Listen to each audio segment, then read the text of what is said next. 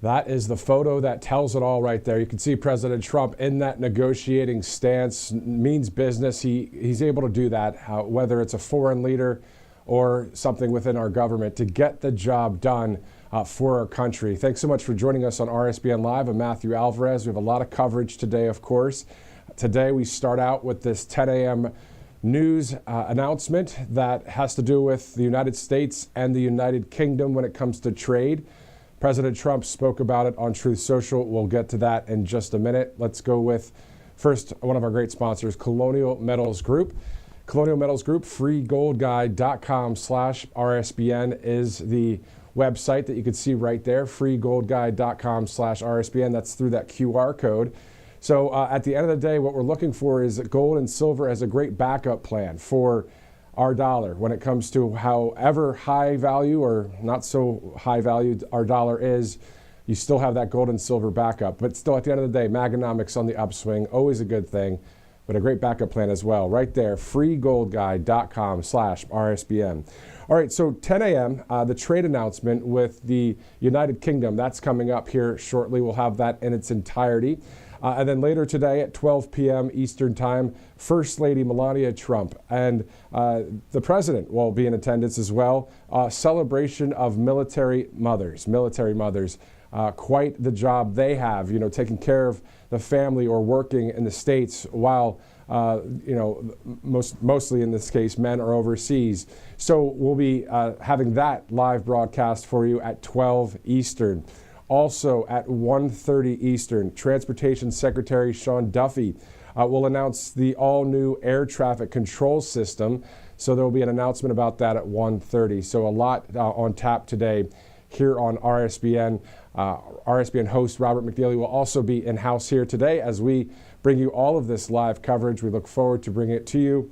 As President Trump said on Truth Social about this morning's announcement, the agreement with the United Kingdom is a full and comprehensive one that will cement the relationship between the United States and the United Kingdom for many years to come. The president says, because of our longtime history and allegiance together, it is a great honor to have the United Kingdom as our first announcement.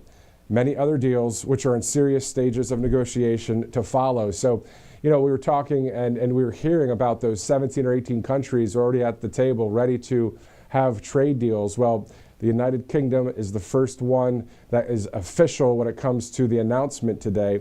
I'm sure there'll be many more announcements to come from the Oval Office with President Trump and most likely the Secretary of Commerce, Howard Lutnick. So we look forward to the coverage today. I'm glad you're with us. Thanks so much for waking up with us. I know it's early in the Central Time Zone, 8:11, and then all the way at 6:11 a.m. on the West Coast. But another day, as it's Thursday, May 8th at 9:11 a.m. Thanks again for tuning in. Also, President Trump, when it comes to Truth Social, always having great things to say, including this. We are making great progress on the one big, beautiful bill. Our economy is doing well, but it's going to boom in a way never seen before. We're going to do no tax on tips, no tax on senior Social Security, no tax on overtime, and much more. It will be the biggest tax cut for middle and working class Americans by far, and it is time for Main Street to win. Make America great again. That from the president just recently on Truth Social. So posting about the United Kingdom meeting today, also posting about the big, beautiful bill. Awesome to see our progress being made in the economy for our nation to make our country wealthy again. Already we're seeing our constitutional rights intact by just having a real deal president like President Trump in office and these great cabinet leaders. Next up, many of you talk about, seeing justice being served for the various people that caused so many illegal activity problems over the past 4 years as well. We're looking at a lot of transparency and truth within this administration. And on top of that, law and order and the border being sealed when it comes to the amount of people that are actually crossing. The numbers are so small, it's almost not even worth reporting because it's closed. The border is closed.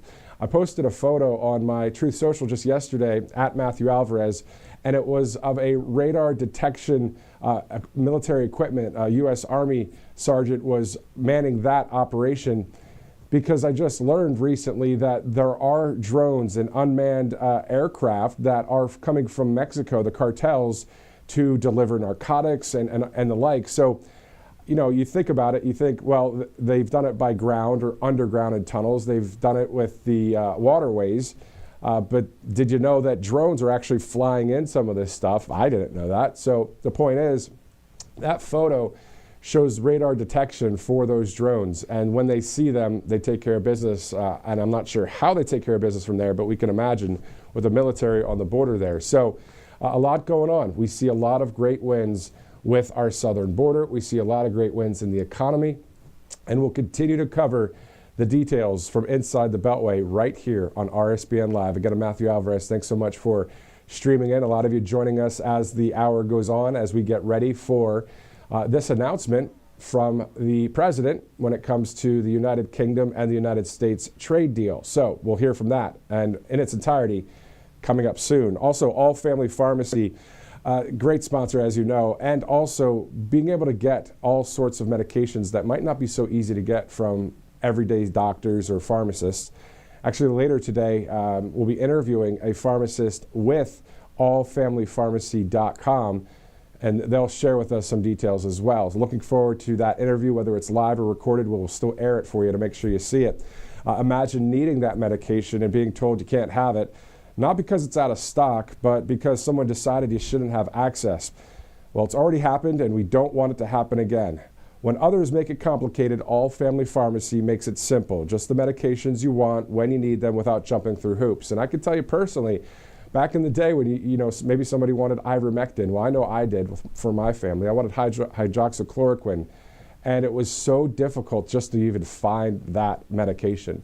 And I had to go through all these channels just to get it from a licensed pharmacy in a different state that was allowed to be able to send or whatever when it comes to medications to other states. But the point is, specifically, that was actually within the state of Pennsylvania. I was in PA and got it from a pharmacy that was 3 hours away.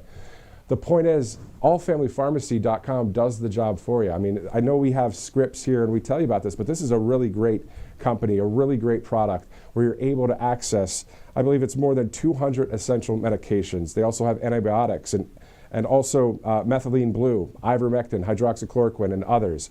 So that pharmacy interview with that pharmacist a little bit later today at 2 o'clock Eastern, it'll be great to bring that to you. If we're live on a different topic or an event, I believe later today, Sean Duffy with the Department of Transportation will be delivering some information about air traffic control.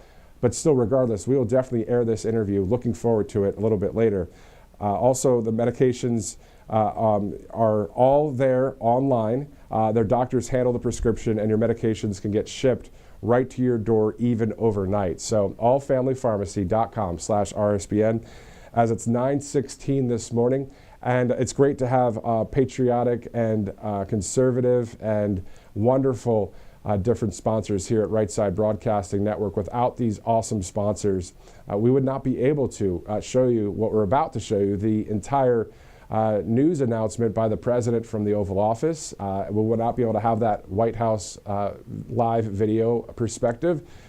We would not be able to do much, really, without our great sponsors. But also, if you'd like to donate to the network, all you have to do is text RSBN to 801-801. So just text RSBN to 801-801, as we are also thankful for all of you loyal viewers over the years since 2015. All of those speeches you see there.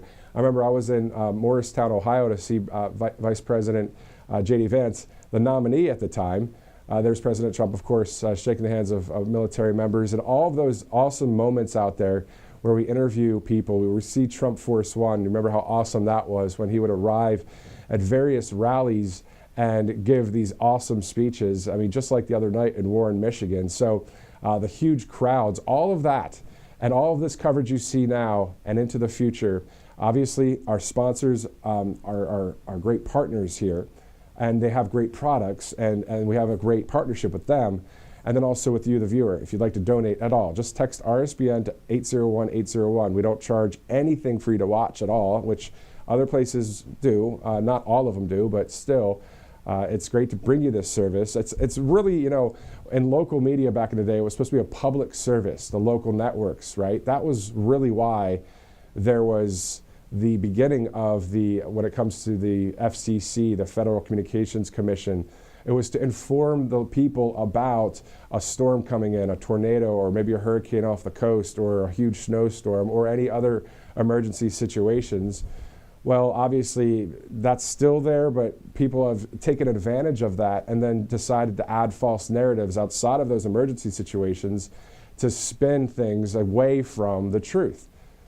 Here at Right Side Broadcasting Network, we're also doing, I believe, a very huge public service. Yes, we'll share with you any national breaking stories, but anything from the White House, anything from the Pentagon, the State Department, President Trump's trip to the Middle East coming up May 13th through the 16th, Saudi Arabia, Qatar, United Arab Emirates, we'll have that covered. Also, speaking of future dates, May 24th, West Point, the president will be delivering a commencement address in New York for the Army. And then from May 24th, let's fast forward to June 14th, the obviously Flag Day, President Trump's birthday, but also the 250th celebration of the United States Army, the parade, the huge event that's going to happen with more than 6,000 soldiers, 100 vehicles, 150 military vehicles actually. We'll have that coverage on Saturday, June 14th. So on and on and on. Glad to bring you this literal public service because at the end of the day, I know I say at the end of the day a lot, I'll try and scale back on that, but my point is we're looking forward to showing you this coverage. And also, if you can let your friends and family know that there's this option, conservative media, including Right Side Broadcasting Network, that is all about we the people and the Constitution and the basics of our country, because it's all about common sense. So we have an unprecedented White House right there, and we have unprecedented reporting in conservative media because we're actually just telling the truth. I mean, there are some great investigations going on in conservative media when it comes to all sorts of stories and digging real deep. And believe me, I've been an investigative reporter. I understand that aspect. We see some great guerrilla warfare in the sense of just journalism style when you have people like James O'Keefe and OMG and all that. We see all the different aspects, and we are capable of some of that work here at the network, but still at the end of being able to cover the real big stories that are happening from the White House, like today's announcement at 10 a.m., the United Kingdom and the United States on a trade deal. The president will share the details on that. It will be awesome to see it. Will be awesome to hear it. And this is the first country to have a trade deal that is after, post President Trump's tariffs that have been just put out there for the world to see. So 9/21, Thursday, May 8th. I'm Matthew Alvarez. Thanks again for streaming in with us here, bright and early for you on the West Coast, somewhat early in the Central Time Zone, Mountain Time Zone definitely early as well. But not too bad on the East Coast. 9/21 on this Thursday, May 8th. Thanks again for joining us. So at 10 a.m., we'll go to the White House live with the Oval Office. We may be able to get a live feed of even prior to that at the Oval Office. We'll bring it to you as soon as we get it. At 12 p.m., the President and the First Lady will be celebrating military mothers. We're going to have that in its entirety. At 1:30, some news of the day as well. Transportation Secretary Sean Duffy will announce an all-new air traffic control system. That will be happening at 1:30, so we'll have all of that coverage today, including, I believe, some other live events even later in the day. I believe First Lady Melania Trump will be unveiling a new United States postal stamp, so we'll have that for you as well. So a lot ahead, just like yesterday. If you watched our streaming yesterday, man, it was a lot of coverage. We're having the same today and into tomorrow and into next week as President Trump is gearing up for that huge Middle East trip, where, speaking of announcements, we know that there's an announcement today at the Oval Office, but also there will be one regarding the Middle East. We're not sure specifically about what the announcement is, but we know it's a positive, great announcement by President Trump coming up during that trip or maybe before that trip next week, which is May 13th through the 16th. So we will be covering all of that right here at Right Side as well. So I already let you know about some of the Truth Social posts that President Trump posted in regards to the One Big Beautiful Bill and also to the United Kingdom's trade deal. Specifically, he said the agreement with the United Kingdom is a full and comprehensive one that will cement the relationship between the United States and the United Kingdom for many years to come. Because of our long-time history and allegiance together, it is a great honor to have the United Kingdom as our first announcement, as you see the post there. We also continue on saying many other deals which are in serious stages of negotiation to follow. So you see that right there. And we could shift over maybe to the next post, as President Trump was talking about the one big beautiful deal recently. He says, we are making great progress on the one big beautiful bill. Our economy is doing well, but it's going to boom in a way never seen before. We're going to do no tax on tips, no tax on senior Social Security, and no tax on overtime, and much more. It will be the biggest tax cut for middle and working class Americans by far, and it's time for Main Street to win. Make America great again. You see that great post there by President Trump. Isn't it awesome, again, that we're able to, with an unfiltered situation here, with the technology that we've had for quite some time, on X or Twitter prior to that, and now Truth Social, where President Trump can have a direct message to the world through Truth Social. And then, of course, we echo what he's saying right here on right side. But when he's not posting on Truth, when he has the live event that's coming up in about 36 minutes from now, we'll be able to bring you that live in its entirety from the Oval Office announcement with the United Kingdom. So we're looking forward to that as well. All right, so we already know about May 13th through the 16th for the president in the Middle East.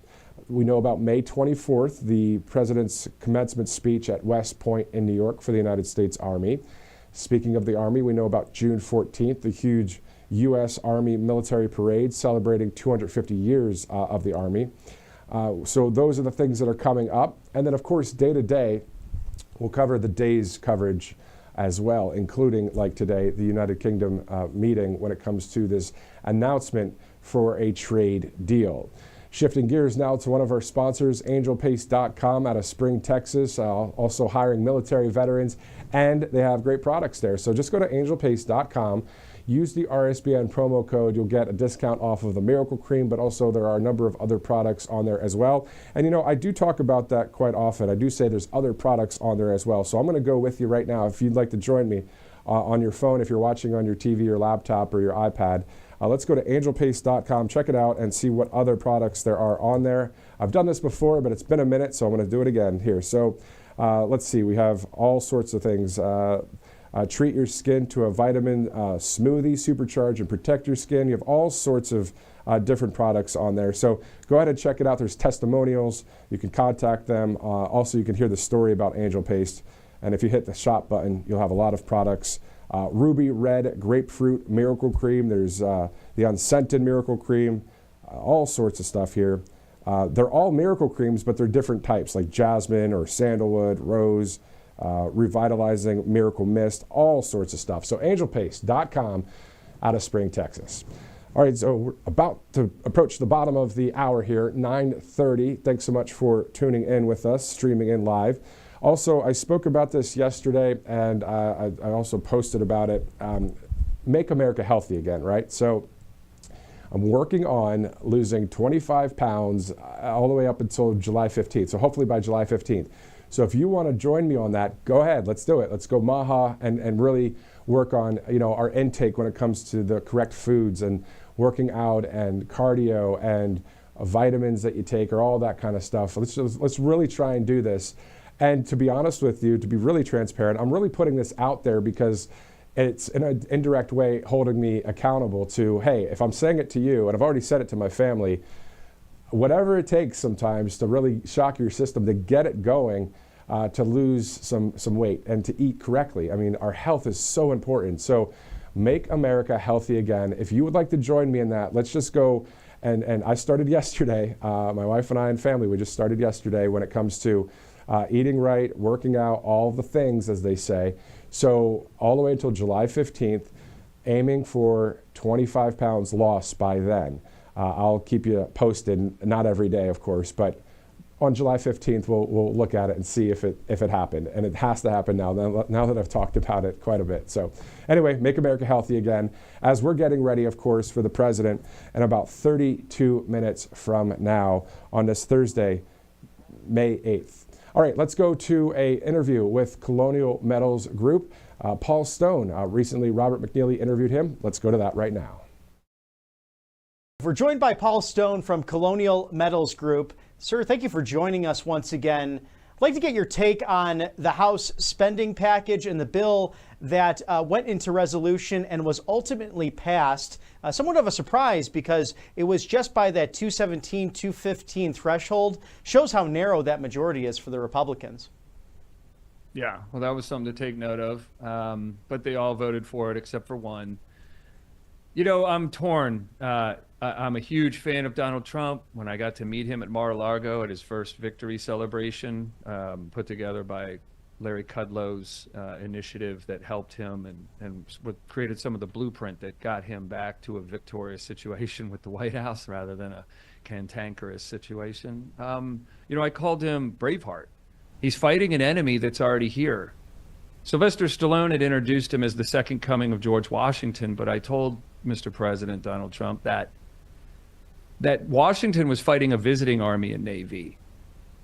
And this time around, Donald Trump is fighting an enemy that's already here. And so when I see that the debt ceiling needs to raise up by $4 trillion over the next 2 years, when I don't see, and I could be wrong, maybe this was adjusted, correct me please, no taxes on tips didn't make it into this one. I think it would be a larger conversation to get no taxes on Social Security didn't make it into this one. But, you know, whenever you're going to do tax cuts, all you're really saying is the government's going to go without money it got from you. And that's a great thing fundamentally because we want a government that has to come to us and discuss big topics, right? They can't just print money. But if these days they're not getting money that they're used to getting, they're just going to print that money. And that's why the debt ceiling has to continue to raise up. So to me, and I'll end with this on response to your question, for someone who's just going to the ground with this, taking a farmer's approach, like just the plainest approach you could take to the economic numbers and the government and the economy and wages and inflation and the cost of commodities, just the simplest approach. If they are going to continue to print money, then they haven't cut any spending. They might be spending projectedly less than they had intended to before he came to town, but they're not cutting spending. And that breaks my heart because that's the only thing that saves the dollar and saves and continues and stops the worsening for the American family and the American individual. And that's a good point because the Congressional Budget Office did say with this bill, as they scored it, that it could add to the deficit. There is part of that reconciliation package did have the no tax on tips, at least a form of that. But this was something that, you know, took kind of the last minute to get the whipped votes together in order for passage. So we'll see ultimately how President Trump addresses this when it gets to his desk. What do you think of his plans regarding the Trump Gold Card? So it's with Howard Lutnick at Commerce to re-envision the EB-5 visa, where these green cards and these worker cards would be basically sold at a price. They could be say that you have all these countries purchasing them with how they want to propose it. It could be up to $50 trillion for the United States, according to the administration. Then in turn, we have roughly a $36 trillion debt or so. How realistic do you think that could come about in the next few months or a couple of years from now? I think it's an interesting idea, and this is what you want. You want this kind of thinking in the White House. You want entrepreneurial, think outside the box. How does our economy flourish? What brings benefit down to the people? You know, we want their paychecks to benefit. We don't just want the government to benefit. Reagan famously, I guess, was saying to Carter, he said, you know, the government doesn't have an inflation people, the people do, a problem. Right? Like the government doesn't care if there's inflation. They don't care. They print money. It's the people that suffer when they do print money. And so anything that can bring revenue into the country that isn't, you know, hurtful or harmful to the people that are already here is a great idea. My thought would be when I first heard that, great, let's stitch on for every person that pays the 5 million or whatever it was, billion or million, that they have to bring 10 people with them, 10 great people. That they open the door for 10 folks that have to deal with a 7-year naturalization process. You understand why these people just come across the Rio Grande? They've heard that it'll take 7 years for them to actually get to live here or be a citizen here. Who can go through that process if they aren't loaded in the bank? They don't have big bank accounts. We want common, awesome people to continue to move here. It would help offset the core of our economic problem, which is 70 million people retired starting in 1997. So if you can just focus on that for a second, we never had a retirement cost of any note until 1997, 98.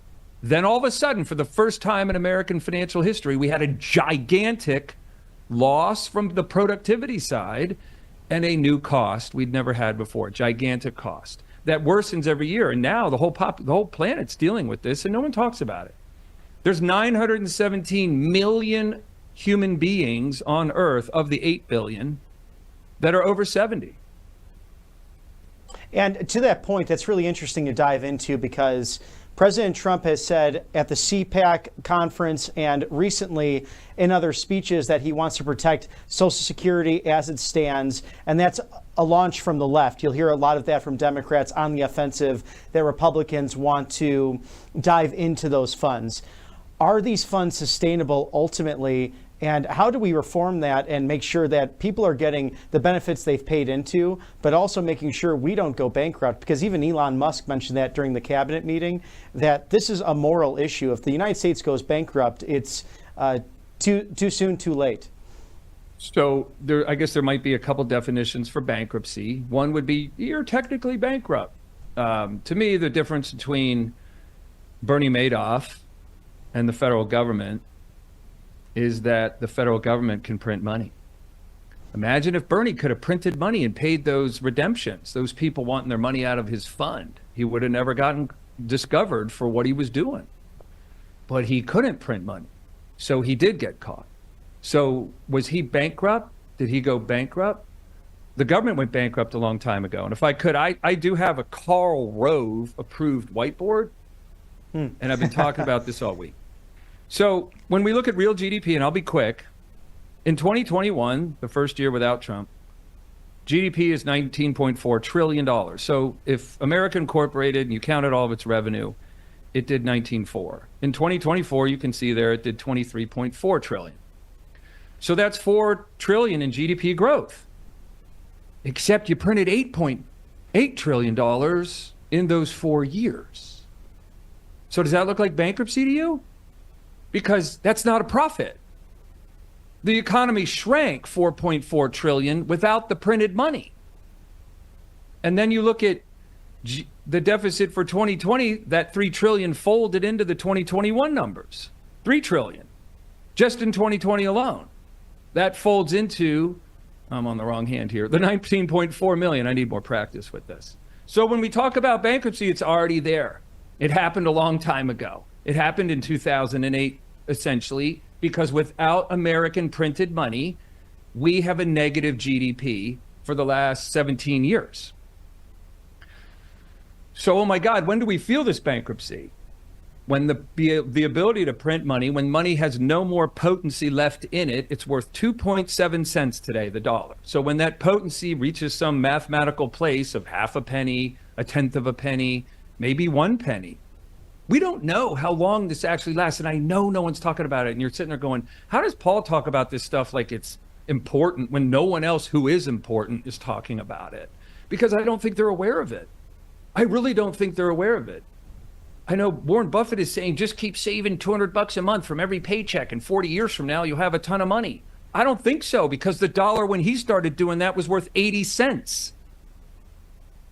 And today it's worth 3. So that's the resource that allows us to communicate today, and me to put on a suit and talk and had a breakfast and a lunch today. Without the printed money, you don't have any of this. You have Bernie Madoff.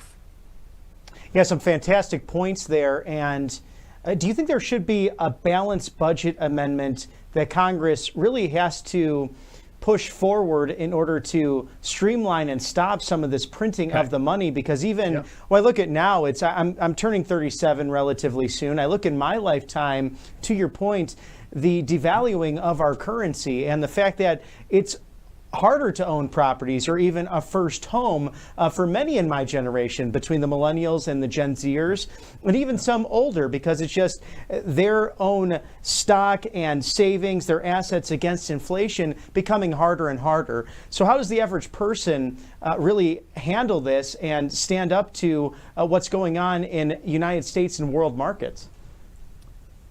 Offenses win when they go where the defense isn't.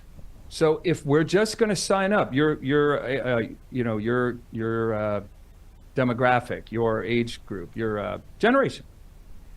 If you're thinking, well, I'm just going to go the way I've seen other people go, I'm gonna maybe have to go to college, so I'll take on some debt, and then I'll get that degree, which pays me more money when I get out of college than if I just went to high school, and then I'll get that payroll going, and I'll save some money, and I'll buy a house. And it can't happen.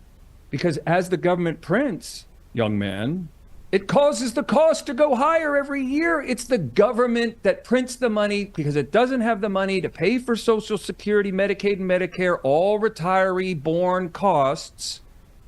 It doesn't have the money to pay those bills. And no one there is strong enough, long time ago, to say, hey, we need quality people to come here. When Social Security was created, there were 44 workers for a retiree. Today, there's 3. The government let all that slip. The government let all of that never get spoken about or worked on as a problem. When Reagan was president, he had the gravitas to come out and say, my fellow Americans, we need to invite good folks south of the Rio Grande to come live here. Although that might have sparked a little ire in people, and they may have been, and the politicians worried about sparking off some racism claims and all kinds of frenzy going off in America. But if they had come and said, here's the numbers, in 2025, your dollar's worth 3 cents, you have $36 trillion, and you'll have crazy presidents like Biden and Obama changing you to have your kids to have talks in elementary school about what sex they're going to be. I think everyone in America would have said, oh my God, yeah, let's talk about this. We are a country of immigrants. We need more workers. We need more people living here. We need to do it fashionably. So the government can't stop printing this money. So what if we didn't go into this gerbil wheel of financial misery and we moved to the country, maybe with our college degree, or didn't go get one, and we bought a small, tiny, meager house somewhere that we could afford it, and we actually found that happiness lived there too. Because how can you have happiness if you don't have peace? And you don't have peace if all you have is 7 days a week of stress and things that you want that you can't get, but you are the quality person to have those things, like homes and cars paid for and no credit card debt. If you're the quality person that could have all that and you can't, then that's misery. And we're not even in the top 20th happiest countries on the planet. Google the list. We're 23rd. Kuwait is happier than we are. Kuwait. So when you look at what the challenges are for you guys in those younger generations, it can only get worse, brother. It can only get worse because the government's design for approaching problems like these is to print money, which creates problems they can never solve. So long ago, when we were all dealing with life and the drought came, we dealt with it. We got through it. It ended. When the plague came, it sucked, and we lost lots of friends and family, but we got through it. It was temporary. The federal government isn't temporary. And that's why life can't change. So we have to change where we go. And this is the last shot. No one is going to bring probably more momentum, logic, reason, soundness than Elon Musk and Donald Trump and his administration against this slippage of erosion of American principles and fundamentals and just financial sanity. No one's going to bring a case harder against this momentum that they've been tracking on for over 30 years against us, the Americans that live here. It's evil. So last set of numbers on this point, just to articulate. In 1971, average income in America was $9,000. And guess how much a home cost? 18 grand. Twice your average income. How easy was that? It took 2 years to save to buy a house. And guess what? Mom didn't have to go to work or stay at work if she became a mom. She could check out of the workforce and raise kids because dad's income was enough. Today, the average home price is 440 grand. And it's skewed because there's a lot of printed money in these employment payroll numbers. But average income, if you kind of account for some of that, is around $48,000 a year. So the house is almost 10x your income, and it takes on average 8 years to buy a home. And those numbers are skewed because there's a lot of, if you catch that college degree and end up in financial services, there's only a few industries left in this country, and those are usually very high paying jobs. So it skews the numbers. But if we strip that out, you might think it takes 14 years to save for a down payment to buy a home. You come out of college at 20 something, you ain't buying a home until you're 36. Wow. That's American erosion. That's where the American dream has disappeared a long time ago. Now it's just a memory. Trump working his ass off to bring that back. But those are the numbers. And numbers don't care if you're yelling from a podium. Bad math only turns into good math with a ton of good math getting mixed in. Raising the debt ceiling $4 trillion over the next 2 years is not part of good math. It's part of reality, but not good math. Oh, no question about that. The numbers don't lie. And it's affecting every other area of life. I mean, we have people getting married later, a population decrease, especially in certain demographics. And really, you only have people, I think maybe Tucker Carlson, Ron Paul, Rand Paul, perhaps Dennis Kucinich, Mike Lee, that come to mind instantly, who are really talking about how the debt is detrimental to the future of the culture and society as a whole. And as you mentioned, thank God for President Trump, thank God for Elon Musk, who are addressing it on top of all the other issues that they're facing between Doge, facing with the multitude of executive orders, and then further legislation as well, roughly within give or take 40 days in office.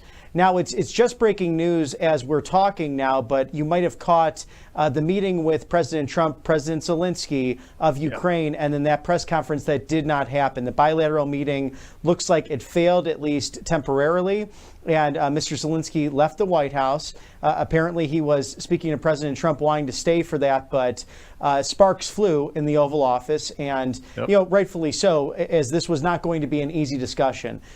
How does the talk of gold and silver and precious commodities come into play in a situation like this for any given, individual in the United States? Gold was $300 an ounce when the baby boomers started retiring at the turn of the century, and it's tapping on $3,000 an ounce today. So what does that say? That's just a measurement of the erosion. It continues to worsen with worldwide instability as governments everywhere fail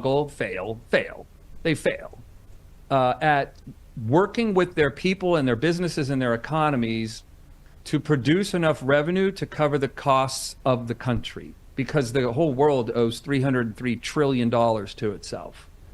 And so when we look at more specifically to Zelensky's behavior, his first step ought to have been, we are so grateful that we don't have to have a Russian flag flying over our capital today, and it's because of Europe and the Americans.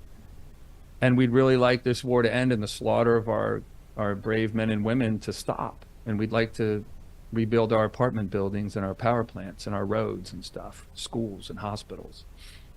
Instead, he's kind of just acting like he's got it going on. He doesn't really need it. I mean, I understand Putin's the stronger, person in the room than Zelensky, right? So you gotta, I can see that Trump, perhaps, I'm just suspecting, is paying a little more airtime to that and recognizing that has to be featured and Zelensky has to be the beta and Putin kept as the alpha. And he's not liking that, but that's not going to go well. Wars and life itself is always, always, always about resources, access to resources and maintaining them. Why isn't Tom Brady throwing a football on an NFL field anymore? He lost the resource of youth. I lost the resource of hair. So when we look at how desperate all of this becomes for China, they have more homes that no one lives in than we have homes in America. I think I have that right. It's so astounding. It's hard to believe. I've read it from a few different sources. They have more empty homes that no one will live in China than we have homes in America, total. So when you just look at how the world's just breaking apart, it's fracturing as our weakness continues, our financial dominance. So I think you need gold and silver because it's not money in the dollar.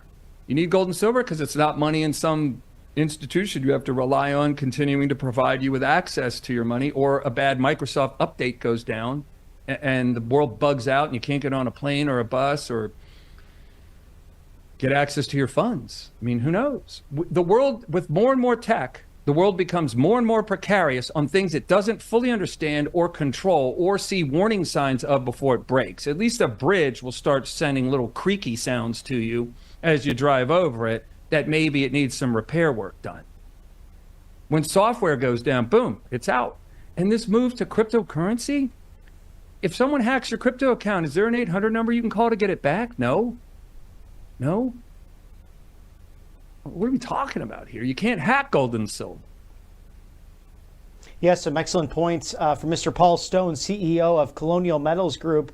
And the proof is in the pudding. Since 1971, if you get the free gold guide, you can get that at freegoldguide.com/RSBN. It shows you how gold has gone up over 7,000% since the end of the gold standard by the Nixon administration in 1971 until just last year. It's never dipped down significantly. It's only been an upward trend. So thank you for the common sense points, and we look forward to having you back on Right Side Broadcasting Network live very soon. Thank you to Mr. Paul Stone. Thank you for having me. You guys are doing incredible work. God bless you all, and I appreciate your courage and all your hard work. Likewise, sir. God bless you. Thank you. Thank you.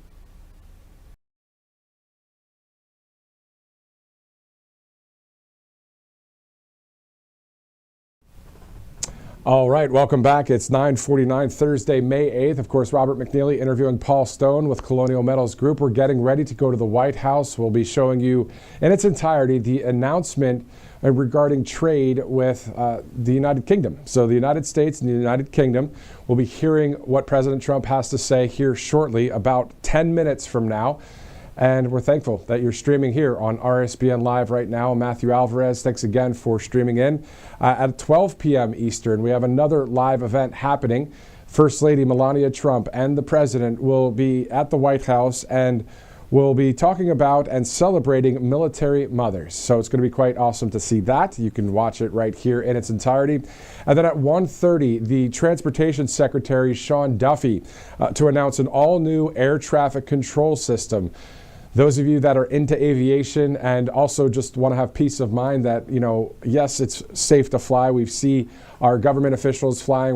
I fly. I mean, at the end of the day, it's part of what we do, right? So, but to have an all-new air traffic control system, an upgrade, it's going to be great to see that and hear more details about ATC and the FAA and all of the DEI on the way out, if you want to keep going with acronyms there. So.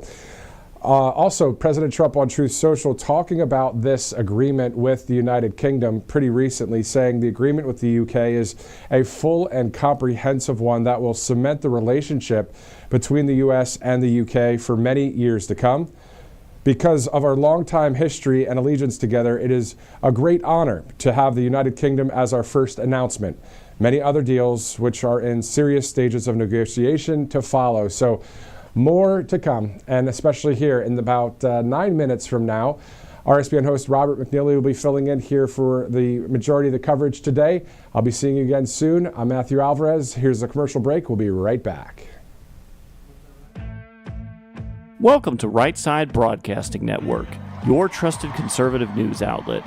At RSBN, we deliver the truth when the mainstream media falls short. Since 2015, we've proudly broadcasted every single one of President Trump's iconic MAGA rallies, bringing you the excitement and energy live before anyone else. By watching RSBN, you get an unfiltered front row view of the action on the ground. We interview the crowds to give a voice to millions of Americans just like you. We show you President Trump's speeches in their entirety, free from interruptions and censorship. We cover the stories that matter to you with the integrity and passion you deserve. Thank you for choosing RSBN as your home for America First News. Together, we stand strong, united, and informed. So join us and be part of the right side of history. You've heard how hard it can be to get access to medications like ivermectin, all the things they don't want you to take because they're actually effective and they don't cost all that much, right? You've seen that one before. So it's critical to have something like that on hand for any emergency and to be prepared in a time of crisis. And that's why I want to tell you about All Family Pharmacy.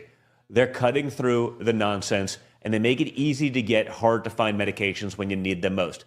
They'll provide the prescription, no hoops to jump through, no waiting room, no hassle, and they deliver it right to your door. All Family Pharma even lets you order in bulk so you can stay ahead of the curve.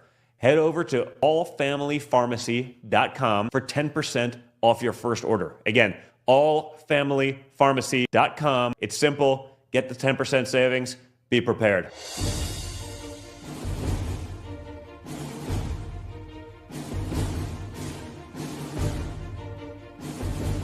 President Trump is keeping his promises and saving America. And your kids can learn all about it for free with a new Kids Guide to President Trump. This fun guide shows kids all the steps President Trump is taking to put America back on top of the world stage, including building a strong economy, protecting our borders, and negotiating trade deals. It's an exciting way for kids to learn about President Trump's outstanding leadership. Act now and get a free bonus guide, The Courage of the President. Order now at freetrumpbook.com. That's freetrumpbook.com.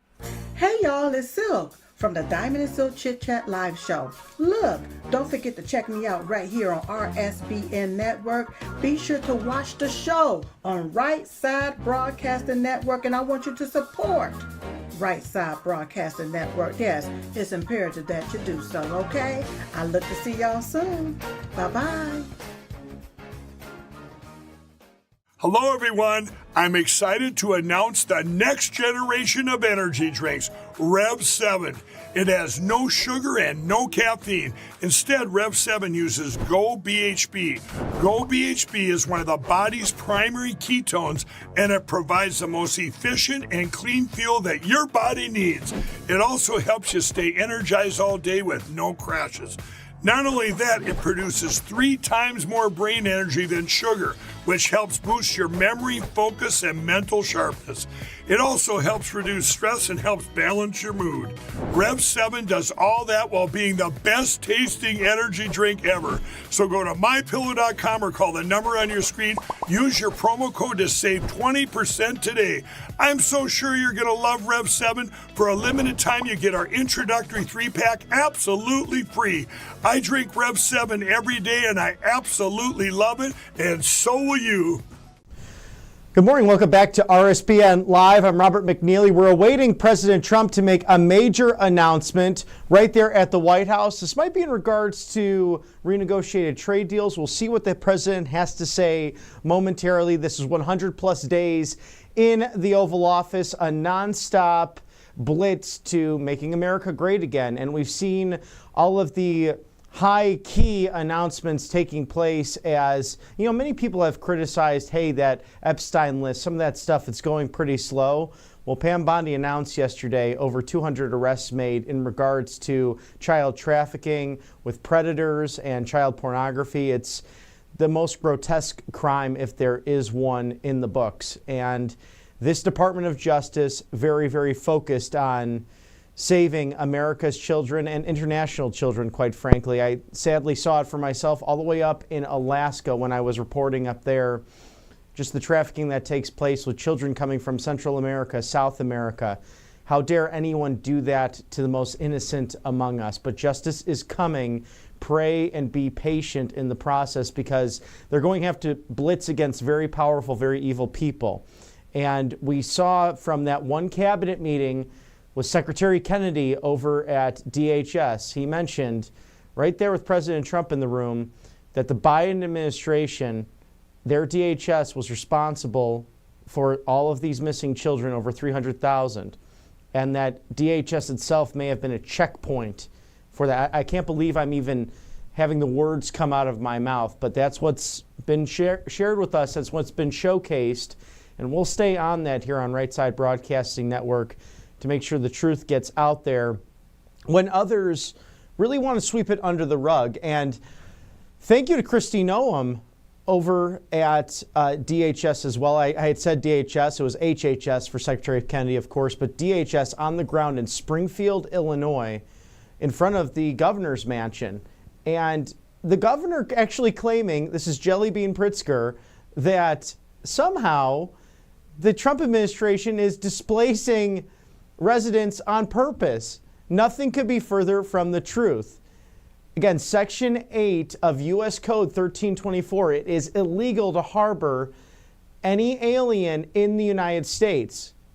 Jelly Bean Pritzker, I believe, is trying to get himself arrested in the process. And he might just do that because no one is above the law in this country.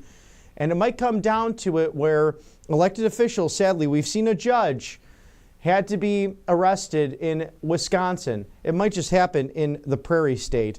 I would suggest to the Jelly Bean, maybe focus on the high gas prices in your state, the pension crisis, the property tax crisis. There's a reason why in 1996 there were 26 electoral votes in Illinois. It's now down to 19.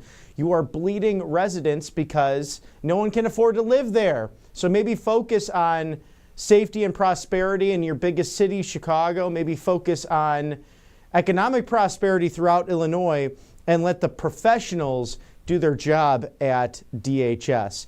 Thank you to our sponsors here at Right Side Broadcasting Network Live, All Family Pharmacy. You can find them at allfamilypharmacy.com/RSBN. Get ivermectin, methylene blue, other essential medications, over 200 in fact, and antibiotics that might be needed when it matters most. When others make it complicated, All Family Pharmacy makes it simple. Just the meds you want when you need them without the headache or the hassle. They've got everything in stock that can be good for your medicine cabinet when in a rush. But because being prepared is no longer optional, it's about your everyday life, like when your spouse runs out of blood pressure medication or your child is suffering from a fever in the middle of the night. Everything is closed. All Family Pharmacy takes care of it. You order online, their doctors handle the prescription, and your meds get shipped right to your door, even overnight. No insurance, no hassle, just peace of mind. Keep your medicine cabinet ready before you're left without tough options. So allfamilypharmacy.com/RSBN has this deal for you. RSBN10, that is 10% off, code RSBN10, allfamilypharmacy.com/RSBN. Thank you for sponsoring us here on the right side of history. And we're awaiting President Trump to make a major announcement today from the White House. He is nonstop. We enjoy the opportunities for the press gaggle with the in-town press pool, whether it's in the Oval Office, in a press briefing with Caroline Leavitt, all of the officials that come in and out of the White House who will actually speak to people outside on that lawn. So just to the right of the screen, there is those green tents that you might see. That's all the press that's lined up right there, actually right ahead of the vice presidential motorcade, which sits in between the White House, the West Wing, and the Oval Office and the Eisenhower building. So that's all the same campus. So when you hear the White House, as you saw Matthew Alvarez did those great interviews just a week ago, that was in the Eisenhower building. So when you hear the White House comments on this, it's likely coming from the Eisenhower building. The most of the employees there in the executive office of the president do work in that ornate building, including the vice president's ceremonial office. And dare I say, may I argue, I've seen both of them. I've been in one. I could only walk up to the rope of the Oval Office, but as much as I love the Oval Office, that vice presidential office is quite nice. It used to be the Secretary of War's office. Very ornate, very large. And you have that balcony that actually overlooks the West Wing. And that's why the borders are, Kamala Harris was so just pleading that she could get to that 1600 Pennsylvania Avenue and live there, but it could not happen. And it was almost like as if it was a border for her, that threshold getting from the vice presidency to the presidency.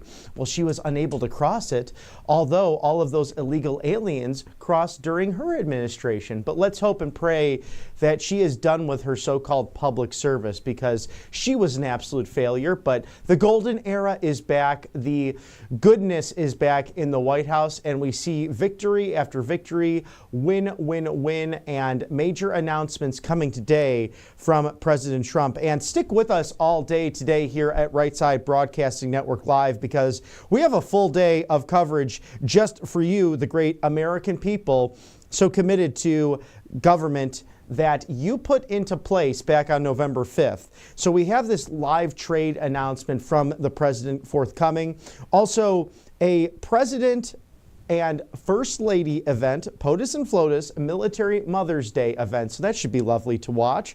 Also in the afternoon, Transportation Secretary Sean Duffy to announce a new air traffic control system, something much needed because of what we've seen in recent weeks ever since the Trump administration took office, having to deal with what Pete Buttigieg left for them. He was too busy on parental leave during, I guess, 4 years. I guess that's what happens when you work for the auto pen.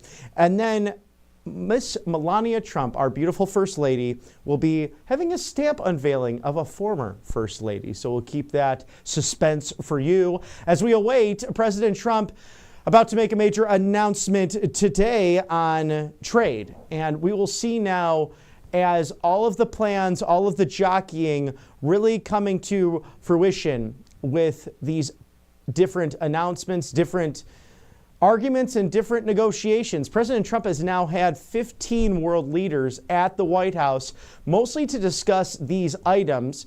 And then in turn, this can affect his forthcoming Middle East trip, May 13th through the 16th. So we look forward to that. And that is what President Trump is trying to do. We are $36 trillion in debt. You might have just caught my recent interview with Paul Stone, the CEO of Colonial Metals Group, which was just replayed.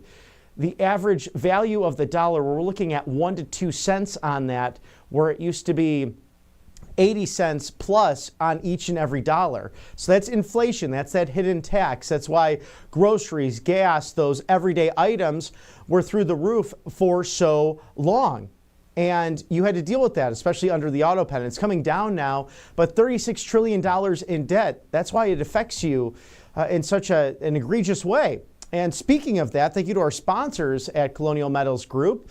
Look at what China's doing. That's why President Trump is restructuring this global supply line and trade situation, because it's the Chinese Communist Party that's manipulating their currency, that's playing war games against Taiwan, that is buying up prime time farm equipment, fields, our farmers themselves. I mean, they can't do anything around this powerful entity. So what does that mean for you?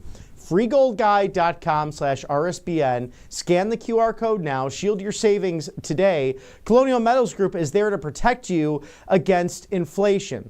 You will know this by going through their no obligation guide. And you have patriots like Judge Jeanine Pirro, among many others, endorsing this great group, including me. This has the total and complete endorsement of Mr. Robert McNeely, this Colonial Metals Group. We love talking to Paul Stone, his expertise on this. It's no longer a luxury or a commodity. Gold and silver is a must.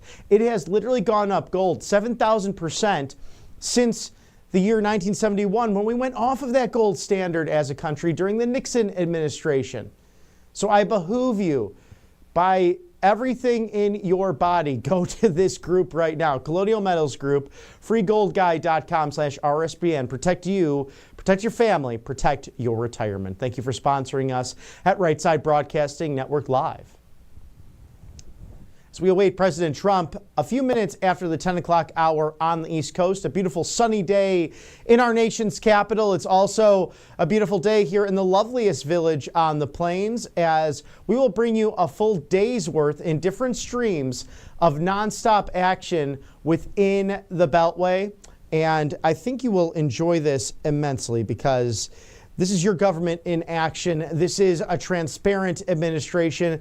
President Trump will be doing so many of these amazing things for you and for us. He is not taking a salary, mind you. He takes $1. He also donates the rest of it. I am thrilled that President Trump is back in the Oval Office and working around the clock for the American people in order to make America great again. And excited to see what this trade announcement really has to do with the overall scheme of things. It's a major one. You're not going to want to miss this, because we know this president has really made this the central focus outside of securing the borders. First it was securing the borders. He's literally going down his list of the 20 promises, which became Republican National Committee policies. First, secure that border, safeten it, strengthen it, and he's done that with the Marines, with the Army Corps of Engineers, also with some of those IRS agents. There were so many of them from AutoPen that he decided to send them down to the southern border. Now it's fixing the global economy and making sure we get out of debt, strengthening that American dollar in the process. And he is the guy to do it. He has the business acumen. He went to the Wharton School of Finance at the University of Pennsylvania. And if you have not read The Art of the Deal, The Art of the Comeback, great books, and you can really put them into action in any career or anything in your life, because it's literally him there giving everything, all of his advice, and he was very reluctant to do it at first. But then he decided to jump in and do that because he wanted to share with the American people just how you can live that American dream, how you can make it come true, how you can turn a vision into goals, literally write it down and get it done. And even media back in the 1980s would say things like, even for a glimpse, Donald Trump is the guy that would make you believe that the American dream is still attainable. And it is, quite frankly, because he's done it himself. Look at his career. Someone who really learned from the best business person, his father, but then took this empire into a whole new realm. He said, Dad, look, I'm going from Queens and we're going into Manhattan. We're going to change the skyline.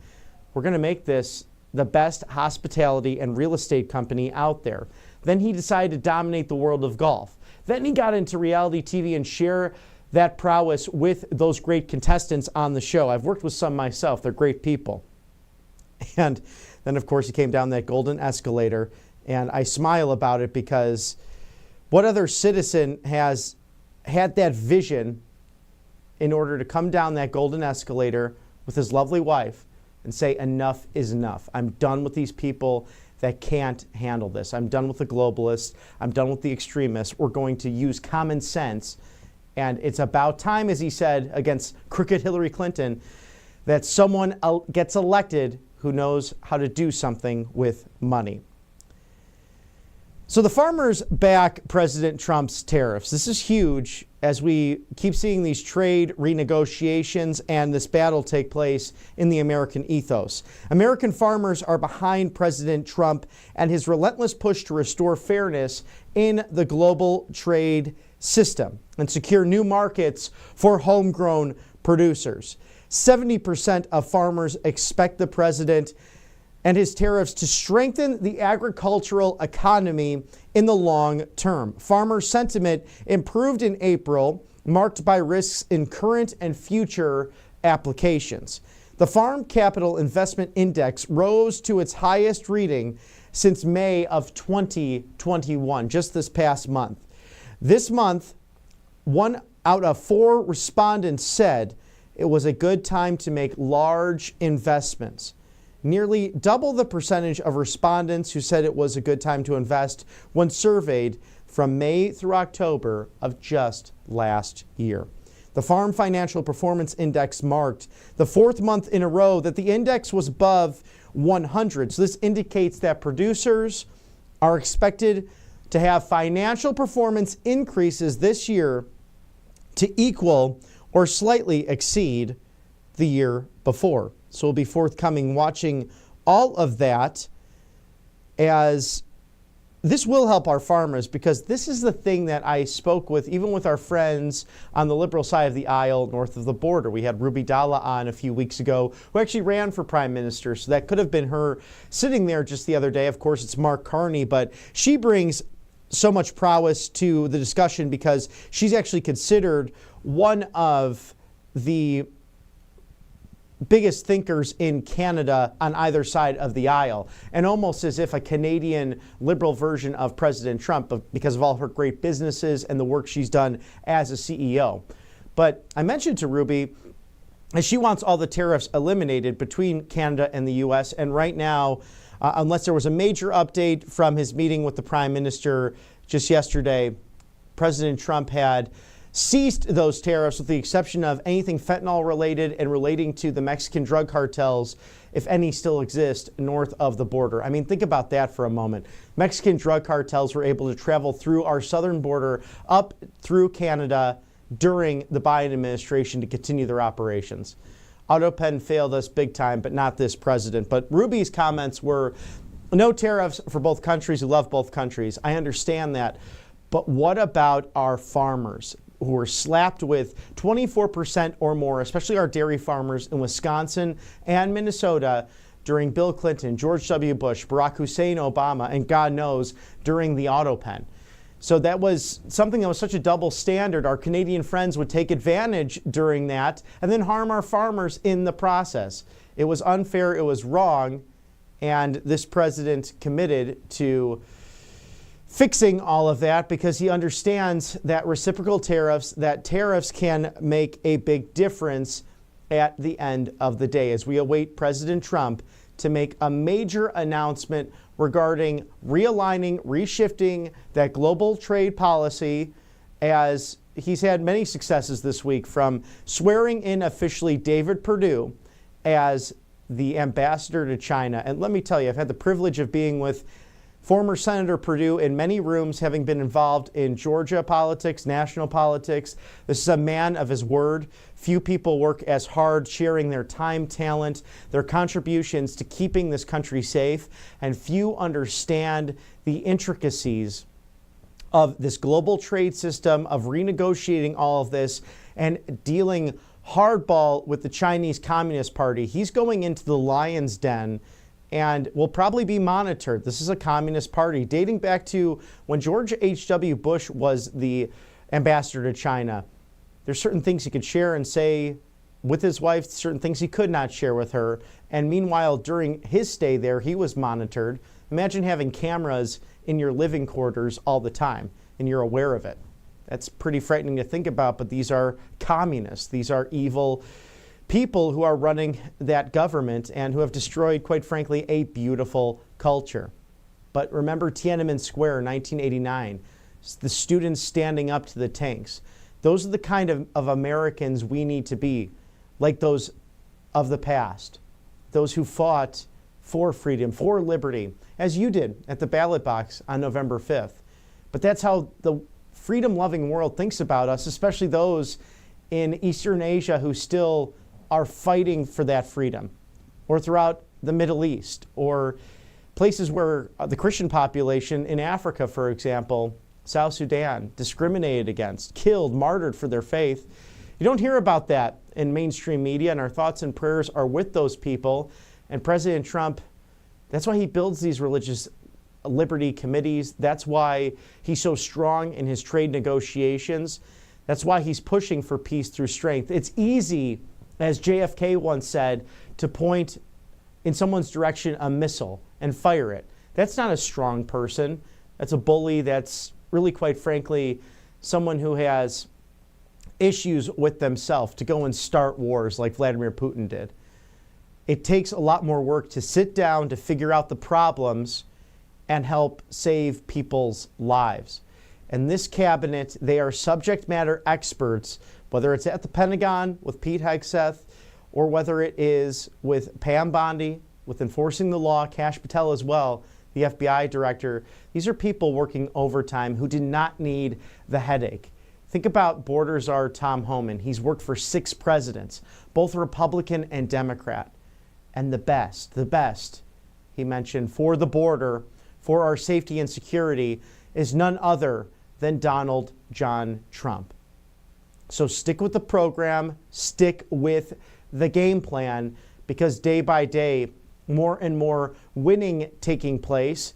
And so many things are changing in society. I mean, have you noticed how many people thanking God, unafraid to embrace their Christianity once again? And how good is that for a nation that was built on these foundational principles of life, liberty, the pursuit of happiness, nearly 250 years young, working towards these goals of making America strong again, making America healthy again, making America wealthy again, and making America great again. And Secretary Kennedy has reached out to every governor in this great state. Every state should sit down with the secretary. These are bipartisan issues. People want clean air. They want clean water. He's worked as an attorney for years and years, taking on those corporations who are dumping toxins into our biggest lakes and rivers, into our Great Lakes. Why would you not want to sit down with Secretary Kennedy, removing the dyes from the poisons from our medicines and our cereals, our breakfast cereals, and our foods?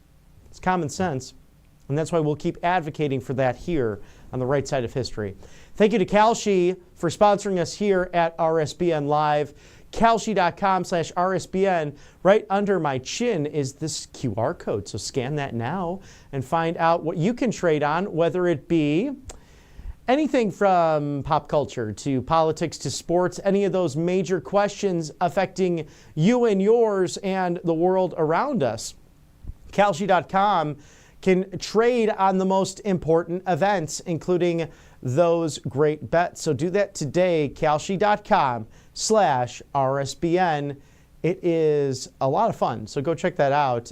Just limit yourself to an hour or two because you might get lost in it. So Kalshi.com/RSBN. Thank you for sponsoring us here on the right side of history. And that's a live look from 1600 Pennsylvania Avenue for you.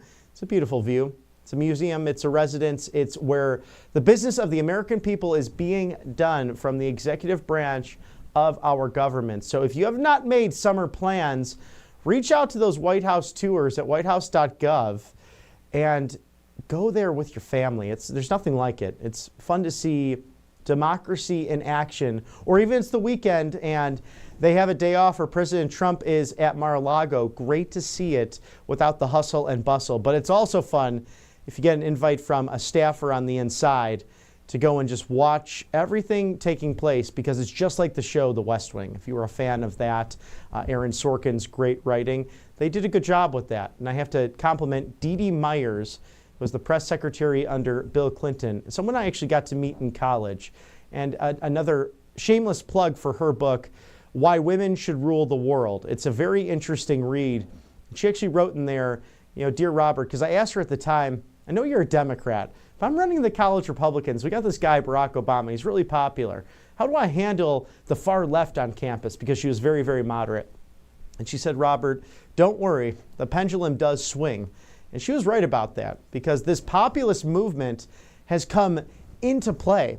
And I even saw something, the Heritage Foundation hosted a speaker just yesterday, something I caught on LinkedIn of all things. And this gentleman was mentioning that it's been the neoliberal and neoconservative movements, this globalist deep state over the course of the last 30 plus years, an American foreign policy of bomb, bomb, bomb, nation build, shoot first, ask questions later, that dominated during Bill Clinton and George W. Bush, Barack Hussein Obama, and the auto pen. Countless wars, millions murdered in the process, civilian and military. President Trump said no to that. He said, I'm going to do something bigger and better. I'm going to do something like Ronald Reagan. We're going to talk to people. We're going to negotiate.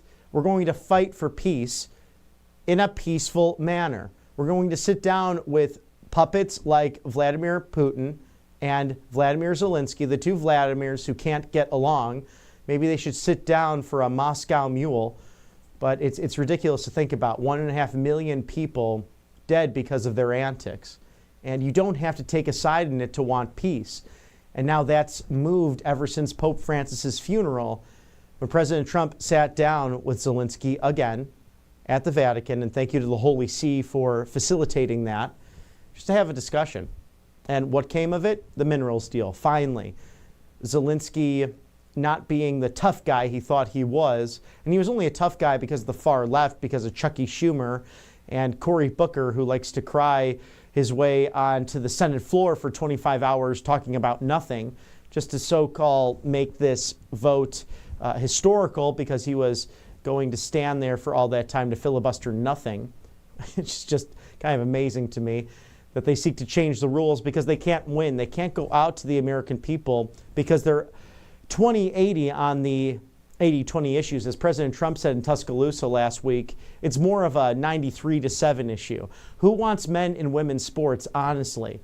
Who wants the pronouns on their email signature? I got to tell you, if anyone does email me and they have the pronouns, I just don't respond, because it's such a waste of time. You're clearly cognitively impaired if you're putting down your pronouns. You're either a man or a woman. It's very obvious. We know the reasons why. We know the definitions and why God has created two genders, not 20, not 200, not 2,000. But thank God we have common sense back in the White House as we await President Trump making a major announcement today on trade forthcoming. Thank you to Brightcore's Kimchi One. Talk about common sense, gut health, immune support, anti-aging properties, all made in the USA, non-GMO, no chemicals in there for you, just goodness.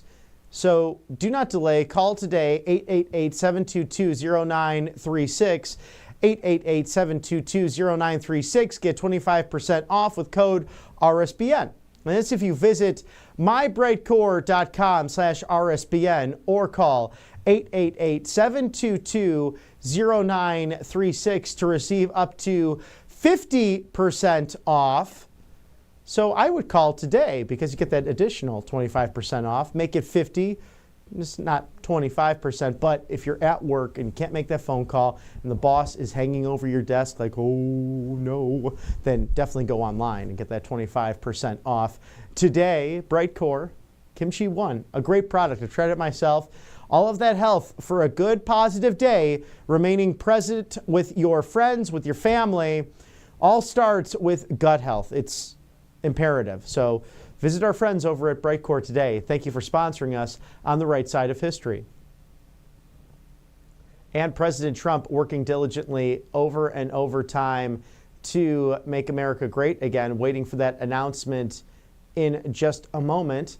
And I've really enjoyed this past week of press gaggles, whether it's on Air Force One, whether it's in the Oval Office, whether it's celebrating FIFA coming to the United States. If you're not a soccer fan, and I got to tell you, ever since living in Atlanta, Georgia, my friends have really gotten me into soccer and to lacrosse and also rugby because whether it's my fellow Irishmen or some South American friends as well. There's everything to find in the Atlanta metro area. We actually went to this Colombian restaurant to catch some of the finals of last year's competitions. It was just tremendous to watch. So FIFA coming to the United States, it's going to bring so much wealth, so many jobs. That beautiful trophy is in the Oval Office, and it's got that ornate gold, and President Trump literally holds the key right now.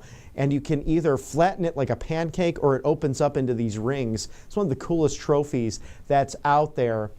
It's going to bring unbridled wealth to this country, and you're going to have so many sites throughout the Southeast, throughout the country, hosting these great nations. So I hope you get a chance to either catch watching on television or watching in person, because it doesn't happen every year, and I think it might even be cooler than the Olympics. And really that first big international event for Atlanta, Georgia since the 1996 Olympics. So that will bring so much tourism, so many dollars right into the country. As President Trump said, maybe it was God's will that I came back for FIFA and that I came back for the 250th anniversary, our birthday. That will be July 4th. Of 2026. That will be a year-round celebration, so get ready for that, because Right Side will be on location, whether it's in the great state of Iowa or throughout this beautiful nation, catching all of those midterm actions, rallies, but also the birthday celebration that will be nonstop with this president. And you'll have so many celebrations think about this, all this winning, 100 plus days into office, and we have until January 2029 with the greatest president in modern American history. So I'm sure excited about it. I hope you are too. What has been the highlight of 100 plus days in the office for you, the viewer? Feel free to share, whether it be on YouTube or Rumble, X, whatever your favorite platform is. And by the way, please like, share, and subscribe, or mention it at feedback@rsbn.tv. feedback@rsbn.tv if you want that to be more of a private message into the network here. We read every email. We'd like to hear your stories for America First advocacy in your neck of the woods. Please feel free to reach out, feedback@rsbn.tv. We'd love to hear from our viewers, and we're grateful for you, Republicans, Democrats, Independents, Green Party, Libertarians, whatever you might identify as politically speaking. We love you because you have the common sense. You're on the right side of history. You get it.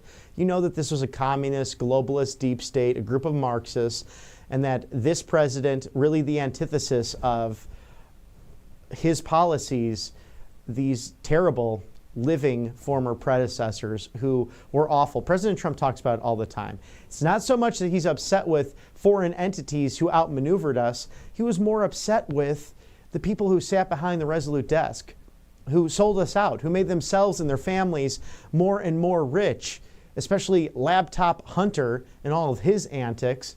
But even President Trump would talk about with his friend Shinzo Abe, the great prime minister who was assassinated from Japan. He was a great friend of the United States. He would golf with President Trump near Mar-a-Lago at the Trump International in Palm Beach. And he said, Mr. President, no one negotiated as well as you did. We were shocked that they would agree to these things, and that's why we took advantage. And he said, Shinzo, I get it, Shinzo. Just so sad that God rest his soul, because he was a great American leader, or great world leader who put Japan first, but respected the United States, loved Western civilization. And that's what President Trump brings. He brings the comedy, he brings the truth, he brings the toughness, something you need in a great commander-in-chief. Thank you to mypillow.com/RSBN. We love Mike Lindell, who has the Giza Dream bedsheet sale going on right now. It's only $49.98, any color, any size. Promo code RSBN. That's mypillow.com/RSBN. Call today. Do not delay. 800-836-7566. Support Mike Lindell and RSBN by shopping now. mypillow.com/RSBN. Save with that code right there for you. RSBN. It's a great code. It's an easy code to remember. And we know that Mike Lindell has the best deals. He said that last week in Warren, Michigan, President Trump mentioning Mike Lindell, who was in the audience. Who's the best marketer out there? I think it's Mike Lindell. And maybe post-presidency, we have a reboot of The Apprentice. Hey, NBC, here's an idea. I'd like some royalties from that, but I'm just giving you free advice. Being in this medium known as the television world, maybe you should bring back The Apprentice and have a competition between Mike Lindell and Mr. President Donald Trump. I think that would get some great ratings if you get rid of your woke mind virus and the Trump derangement syndrome and Lindell derangement syndrome. I digress as we await for President Trump making a major announcement from the White House today.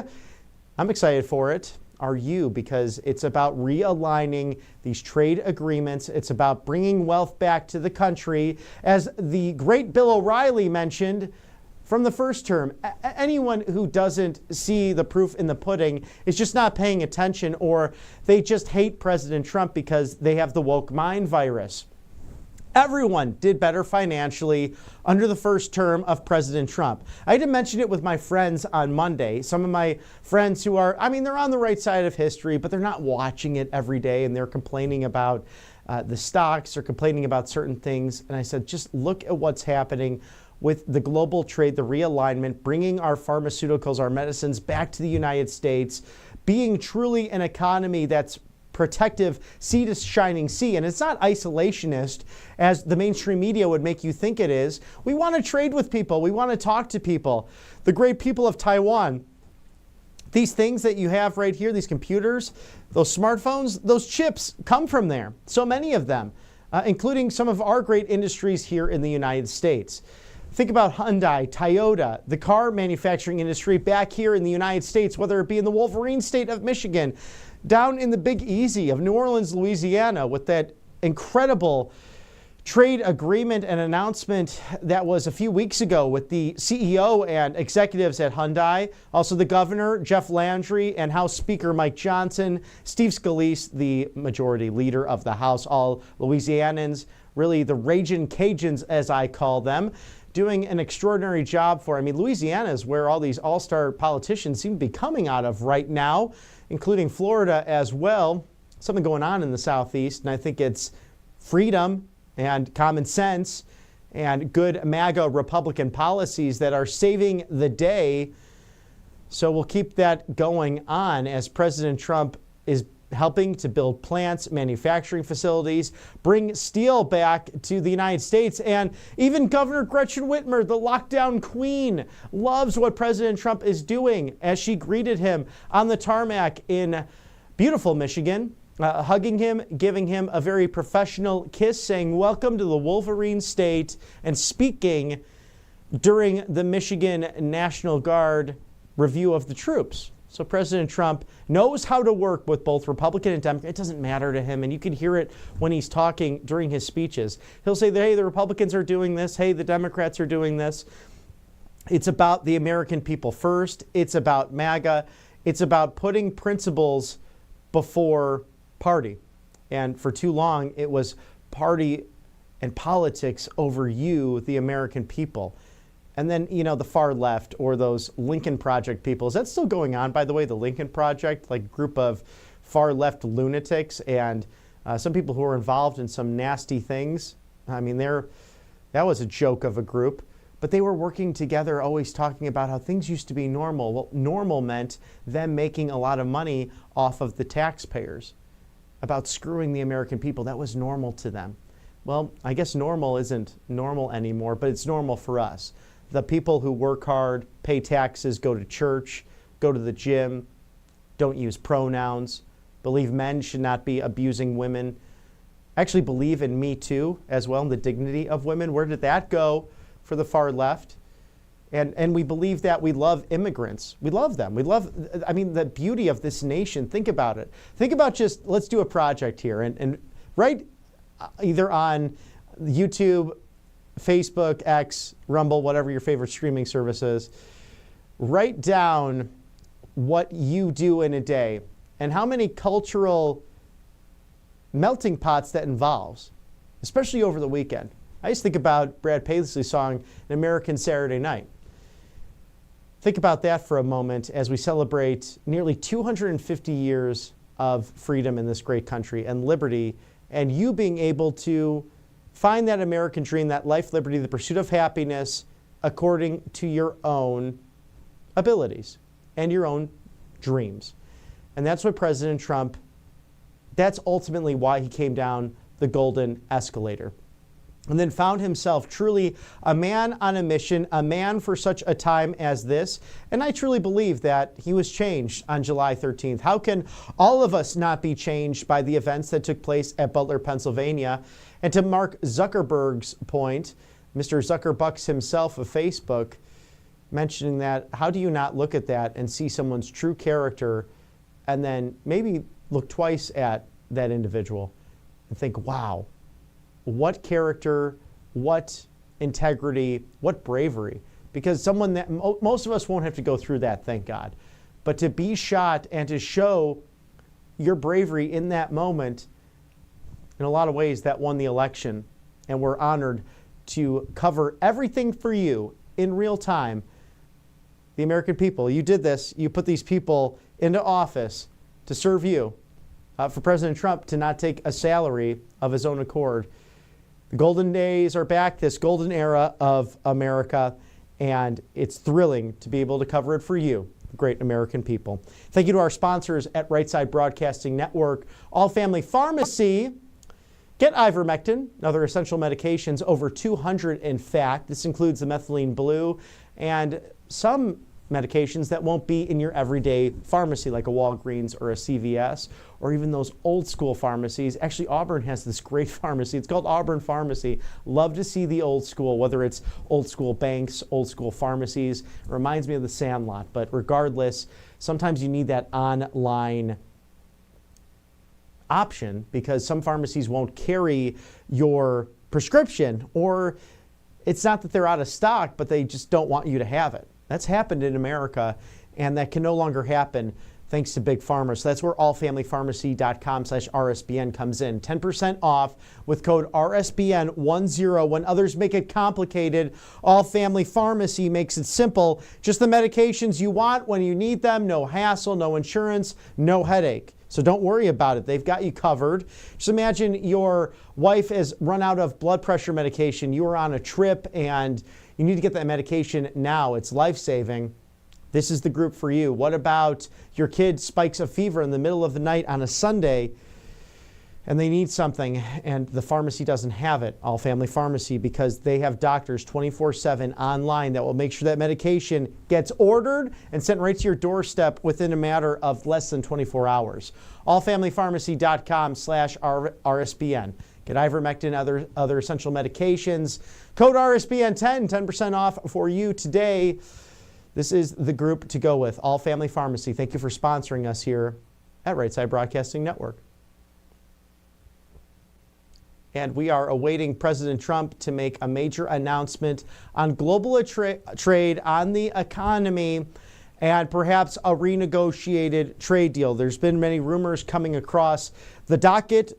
We won't share that necessarily until we have confirmation of what that is. But President Trump loves to sometimes keep that suspense going. But he'll also be very transparent, give out all of that information on a need-to-know basis. And this will be great to announce right before his Middle East trip, because this will be probably that big first international trip. Of course, the first one was going to Italy and the Vatican for Pope Francis's funeral, which brought together the world. And that's always something to see, a papal funeral, because it really does bring together friend and foe to honor the life and legacy of a leader, and specifically the leader of the Roman Catholic Church, as that conclave is undergoing its voting right now. So there's 4 votes taking place today.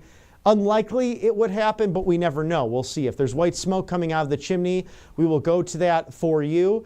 And then that person would go out onto the balcony and the Cardinal Dean would announce Habemus Papam, and that's Latin for we have a pope. So we will stay on that for you. Some news from around the world that will have, of course, international implications. But President Trump, I think, really looking forward to, with Steve Witkoff, Secretary of State Marco Rubio, along with Vice President J.D. Vance, that international trip upcoming to the Middle East. And we know that Vice President Vance, Secretary of State Rubio, also Special Envoy Witkoff on many international trips over the course of this administration, 15 or so weeks in, roughly 15 countries all blitzed around the world. Steve Witkoff, I mean, he has as much energy, I think, as President Trump, definitely Marco Rubio. We think about people like that great gentleman who came from Russia. Mark was stuck in that prison for so long. Even that American ballerina with Russian roots, Kanisha Kalerina, coming back just this week.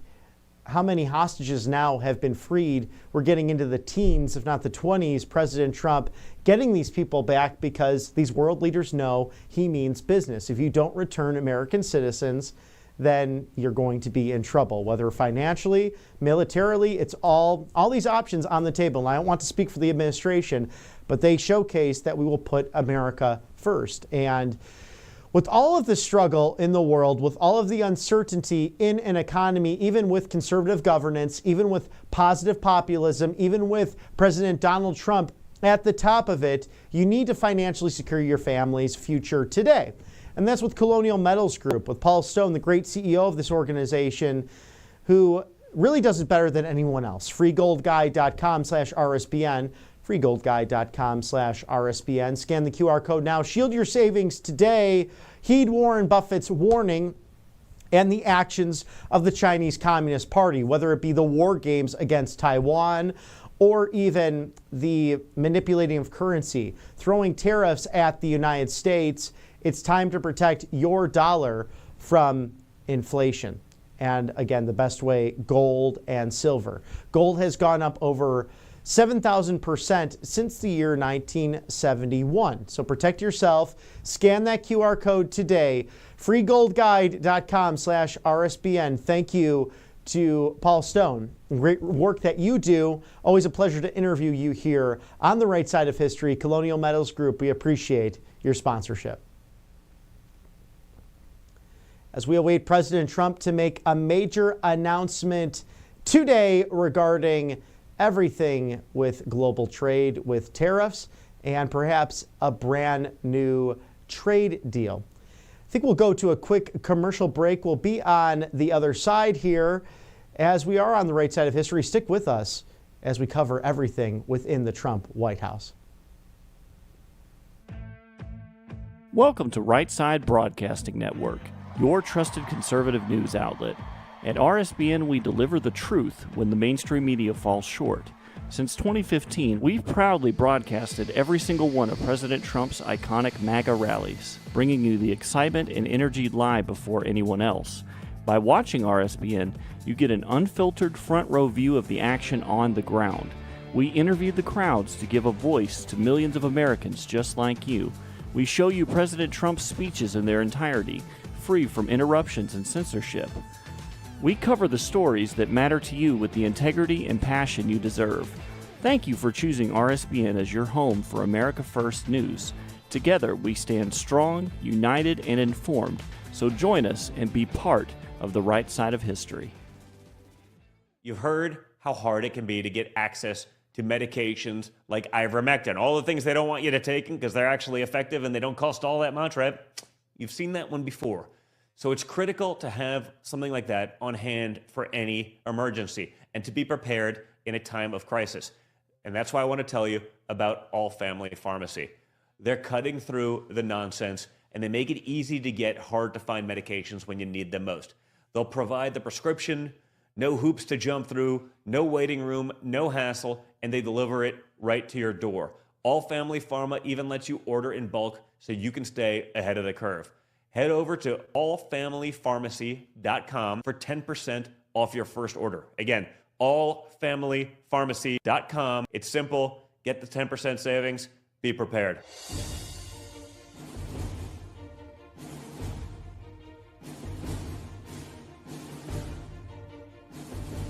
President Trump is keeping his promises and saving America. And your kids can learn all about it for free with a new Kids Guide to President Trump. This fun guide shows kids all the steps President Trump is taking to put America back on top of the world stage, including building a strong economy, protecting our borders, and negotiating trade deals. It's an exciting way for kids to learn about President Trump's outstanding leadership. Act now and get a free bonus guide, The Courage of the President. Order now at freetrumpbook.com. That's freetrumpbook.com.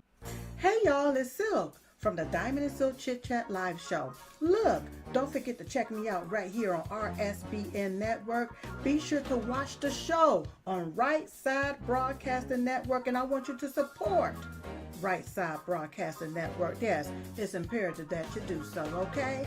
I look to see y'all soon. Bye-bye.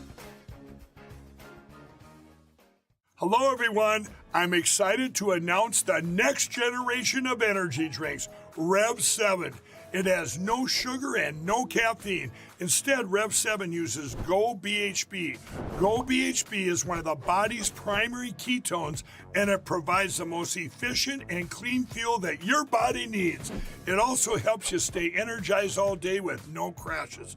Not only that, it produces 3 times more brain energy than sugar, which helps boost your memory, focus, and mental sharpness. It also helps reduce stress and helps balance your mood. Rev 7 does all that while being the best tasting energy drink ever. So go to mypillow.com or call the number on your screen. Use your promo code to save 20% today. I'm so sure you're going to love Rev 7. For a limited time, you get our introductory 3-pack absolutely free. I drink Rev 7 every day, and I absolutely love it, and so will you.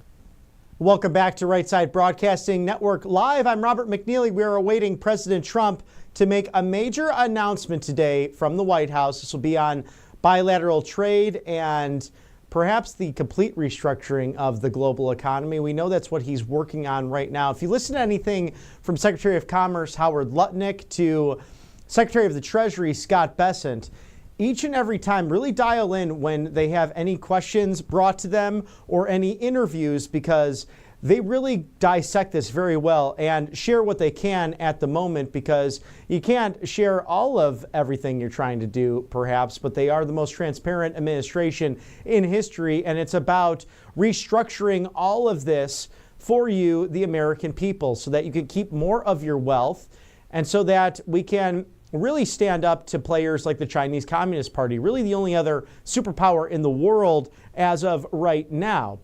but we need to do this because we know the European Union has taken advantage of us. We know the globalists with before USMCA, NAFTA was an absolute nightmare. I was talking to a friend the other day about this. He's from Mobile, Alabama. He said his town was destroyed because of NAFTA, and all the hardworking blue-collar people there lost so many jobs in that process over the course of the last 25 years. I've seen it myself coming from the Midwest, and I used to have territories, whether it be in sales, whether it be with the Great Turning Point USA, Illinois, Indiana, Wisconsin, Minnesota, and so many others, going through those Great Lakes states and throughout the Midwest. And I would go to these small towns, and it was just devastating to see under Barack Hussein Obama and George W. Bush and the lingering effects from the auto pen over the last 4 years. And Bill Clinton, you're not off the hook either for your globalist policies when you were on the Lolita Express, I think 34 times to Epstein's Island. So we look forward to further commentary from Attorney General Pam Bondi regarding just that, but justice is coming, and that's why it's so good to be at a network where you can talk about these things and talk about the truth and bring it to you in a way that's unbridled coverage for the American people. You put this government into place, and you fulfilled what the founders envisioned nearly 250 years ago, a government for, by, and of the people, that life, liberty, the pursuit of happiness mattered, and that these God-given values are truly that, from the Holy Spirit, that a Bill of Rights mattered, that you have freedom of speech, you have the freedom to assemble, you have the freedom to own a firearm, you have the freedom to tell someone who has a badge, no, you cannot come in my home without a warrant. No, you can't stay here because this is private property. I own it.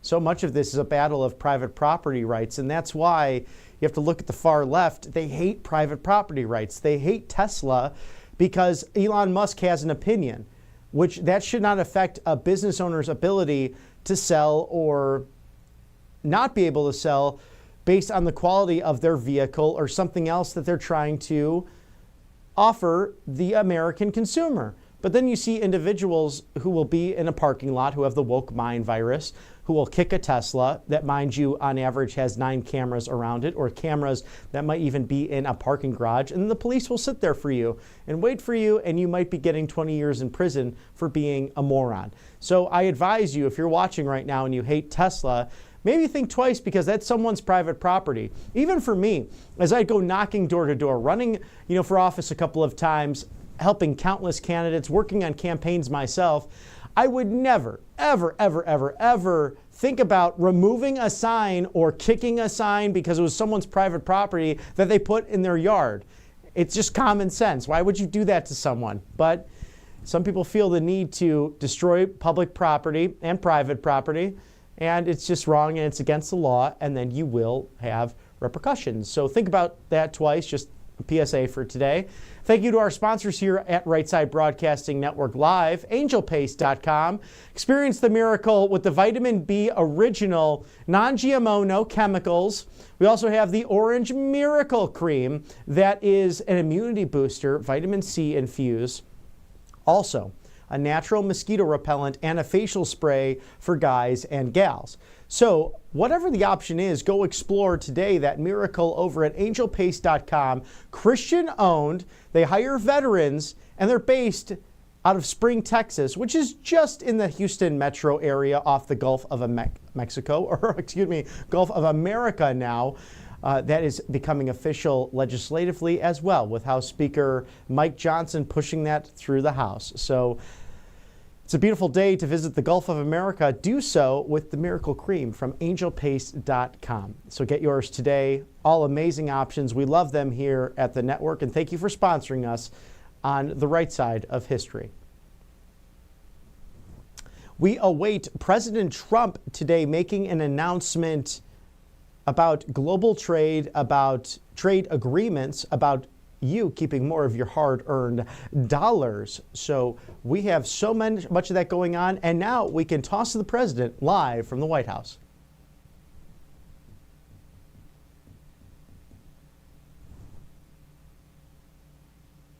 This agreement with the UK is the first in a series of agreements on trade that my administration has been negotiating over the past 4 weeks. With this deal, the UK joins the United States in affirming that reciprocity and fairness is an essential and vital principle of international trade. The deal includes billions of dollars of increased market access for American exports, especially in agriculture, dramatically increasing access for American beef, ethanol, and virtually all of the products produced by our great farmers. And our Secretary, as you know, of Agriculture is here. Brooke, thank you very much for being here. Thank you, sir. You'll let the farmers know. In addition, the UK will reduce or eliminate numerous non-tariff barriers that unfairly discriminated against American products. But this is now turning out, I think, really to be a great deal for both countries, because it'll be really great for the UK also. So they're opening up the country. Their country is a little closed, and we appreciate that. They'll also be fast-tracking American goods through their customs process, so our exports go to a very, very quick form of approval, and there won't be any red tape. Things are going to move very quickly both ways. The final details are being written up in the coming weeks. We'll have it all very conclusive, but the actual deal is a very conclusive one. We think just about everything's been approved.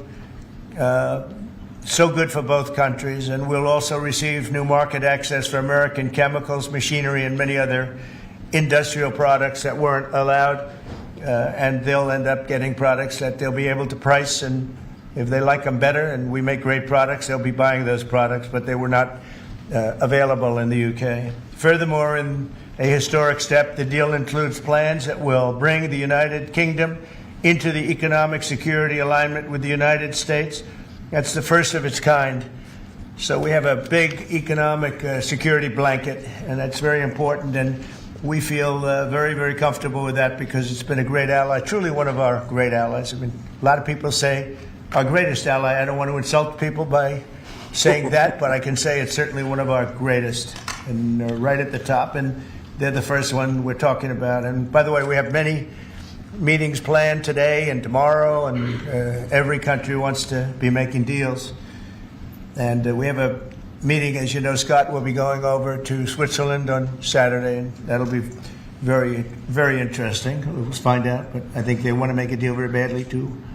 Both countries have agreed that the economic security is national security, and will be working together as allies to ensure that we have a strong industrial base, appropriate export controls, and protections for key technologies and industries like steel.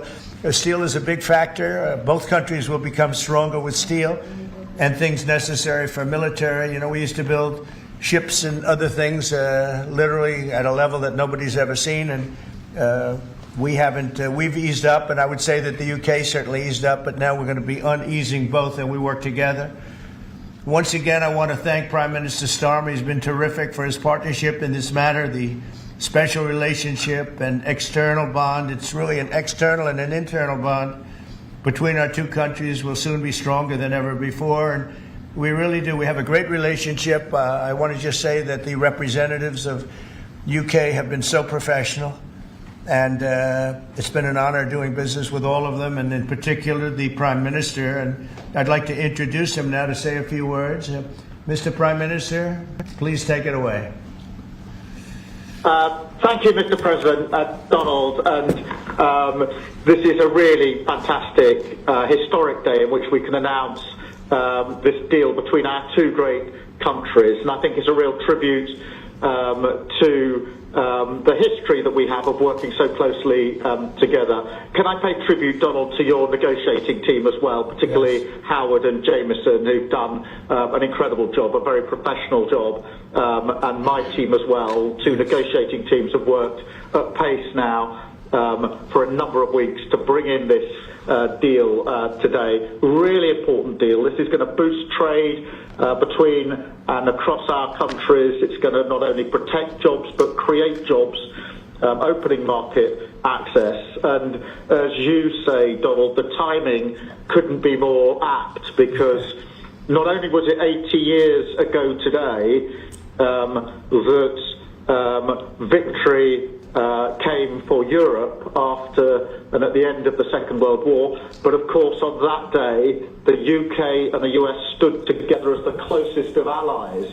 And Donald, I think, even down to the hour, because you may or may not know that it was about this time of day, exactly 80 years ago, that Winston Churchill announced victory in Europe, and that led to great celebrations across Europe, across America, but particularly in the United Kingdom. Literally people going out into the street, putting bunting up, going up to the palace. And so to be able to announce this great deal on the same day, 80 years forward, almost at the same hour, and as we were 80 years ago, with the UK and the US standing side by side, I think is incredibly important and makes this truly historic. That close relationship has endured over those 80 years. As you know, Donald, when it comes to defence and security and intelligence sharing, of course, there are no two countries that are closer than our two countries. And now we take this into new and important territory by adding trade and the economy to the closeness of our relationship. It is built, as you say, on those notions of fairness and reciprocal arrangements. We've always had a fair and balanced arrangement between our countries. This builds on that, hugely important for sectors like car manufacturing and for steel and aluminium and so many others. And yes, we can finish hammering out some of the details, but there's a fantastic platform here, including, of course, on the tech side, where I think I'm right in saying we're the only two Western countries with trillion-dollar sectors when it comes to tech. And in the end, it comes down to, as you say, Donald, economic security is national security. On national security, we've been absolutely the closest of allies for so many years, keeping the peace through that close alliance, that friendship. And now we add to that this deal on trade and the economy. And I want to thank you for your leadership on that, Donald, and for the way in which your team have negotiated this. And I'm so pleased that we've got this deal, we've finalised it, and we've built an incredible platform for the future. So thank you so much. Donald, I'm now going to go and do a press conference. I think you have your press in with you. But on the details, I think if you've got Howard, we can deal with that through one of my team. That's great. Well, Mr. Prime Minister, thank you very much. It's an honor. We're going to have a continued, maybe a better relationship than ever before. You know, I don't know if the media knows, but the U.S. and UK have been working for years to try and make a deal. And it never quite got there. Yeah. It did with this Prime Minister. So I want to just congratulate you. Well, with this President, this Prime Minister, we've managed to achieve what many people have tried to achieve for many years. That's right. And I'm really pleased. And it feels completely historic and on a special 80-year anniversary as well. So, Donald, thank you so much. It's really good to have got this deal over the line. Tribute to both teams, tribute to our countries, and tribute to your leadership. Thank you. Well, it really is a great thing. And you go do your press conference, and I'll see you soon. Maybe speak to you later. But thank you very much. An incredible thing. I can't tell you that for so many years, even as I sat, everybody talked and talked and talked about a deal with. It just seemed like a natural deal, but it was not done. But now it was done with us. So I feel very proud to have been a part of it. Keir, thank you very much.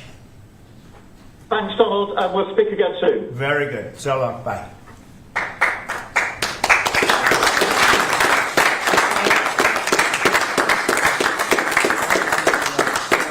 Why don't I do this? Why don't I have our Secretary of Commerce, Howard Lutnick, give a little description of the deal pretty quick, and then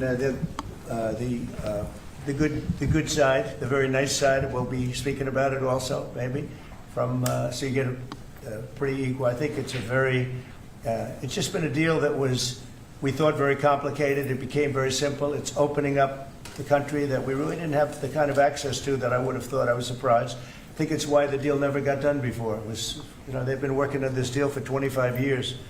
And we got it done, and we got it done. Really, it's going to be great for both countries. So, Sarah, if you could go, and then somebody else, you may have, you'll pick whoever you want who'd like to do it. I have a feeling you're going to do it, right? So you guys go ahead, and then we'll take questions right after that. But I think you'll get a pretty good understanding of how big it is. It's a very large deal, a very big deal. And Howard, go ahead. So the UK is the 6th largest economy in the world and the 4th largest that we export to, right? So it's a huge market, a top 10 market. If you remember Liberation Day, they were at 10% because we have balanced trade with the UK, right? They say they have a surplus, but of course that counts gold bullion, which is, so let's just call it balanced trade. So how do you open up a market in balanced trade? People think it's impossible. They've always thought it was impossible until President Trump came on the scene and changed the way things work. So here's what we've got. We've opened up new market access. Ethanol, beef, machinery, all the agricultural products. They've agreed to open their markets, and that will add $5 billion of opportunity to American exporters. So the question is, why would they do that now? Because they've never done it before, and we still have our 10% tariff on, which will produce $6 billion of revenue for the United States. So the idea was, how do they keep their jobs, protect their economy, and do the best for their people while opening the market for us? And the way is they studied it, their team was exceptional, and they tried to figure out the markets that they're importing from other people and try to send them over to America. So why were they always favoring others and not us? And what they've done is they've found the ways to do that so that we have new access, right? But the UK workers are protected, and that was the balance. So we did a deal with them in automobiles, and you know, if you're not building here, we charge you a 25% tariff.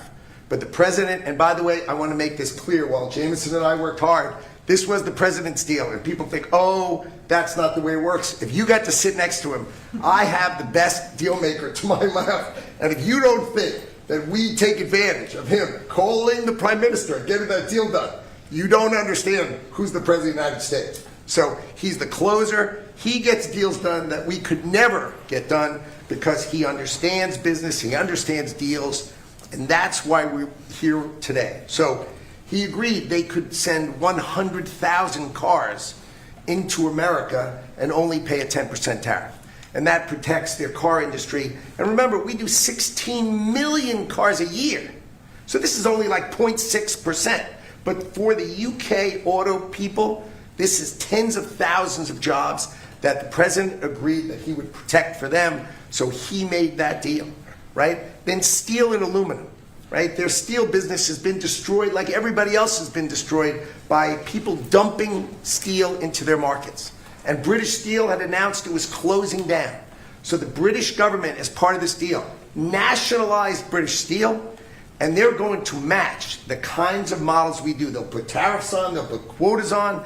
They want to do it with America so they can be part of the resurgence of steel and aluminum in America, and that saves them, again, thousands and thousands of jobs. So if you go step by step, aero and commercial planes, they sell Rolls-Royce engines to Boeing. We've agreed to let Rolls-Royce engines and those kind of plane parts to come over tariff-free. And what you're going to hear today is there's going to be an announcement in the UK that they are buying $10 billion worth of Boeing planes later today, but I'm going to let the name of the airline announce it because that's theirs to do. But part of this deal was always to do it together and to do it strong, and you can see the numbers on this board. Everything about this board works exceptionally well for the United States of America. It lays out the plan that you can work with us in autos, you can work with us with aero and commercial, you can work with us in pharmaceuticals if you have a supply chain that is secure and protected in national security. So we feel really good about the deal. You've heard the Prime Minister. He feels really good about the deal, right? And we started at 10% and we ended at 10%.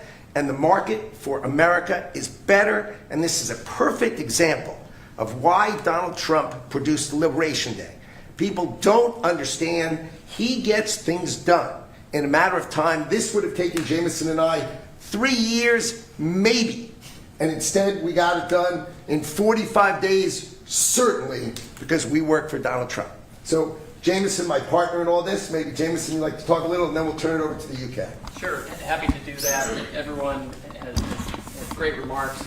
I just have to echo the President and the Prime Minister when we talk about VE Day. This is something we've been waiting for decades, and there's no more appropriate day to do this. And when we step back and we look back a few weeks from now or months from now or years from now, we'll look back at this day and better appreciate the significance, I think.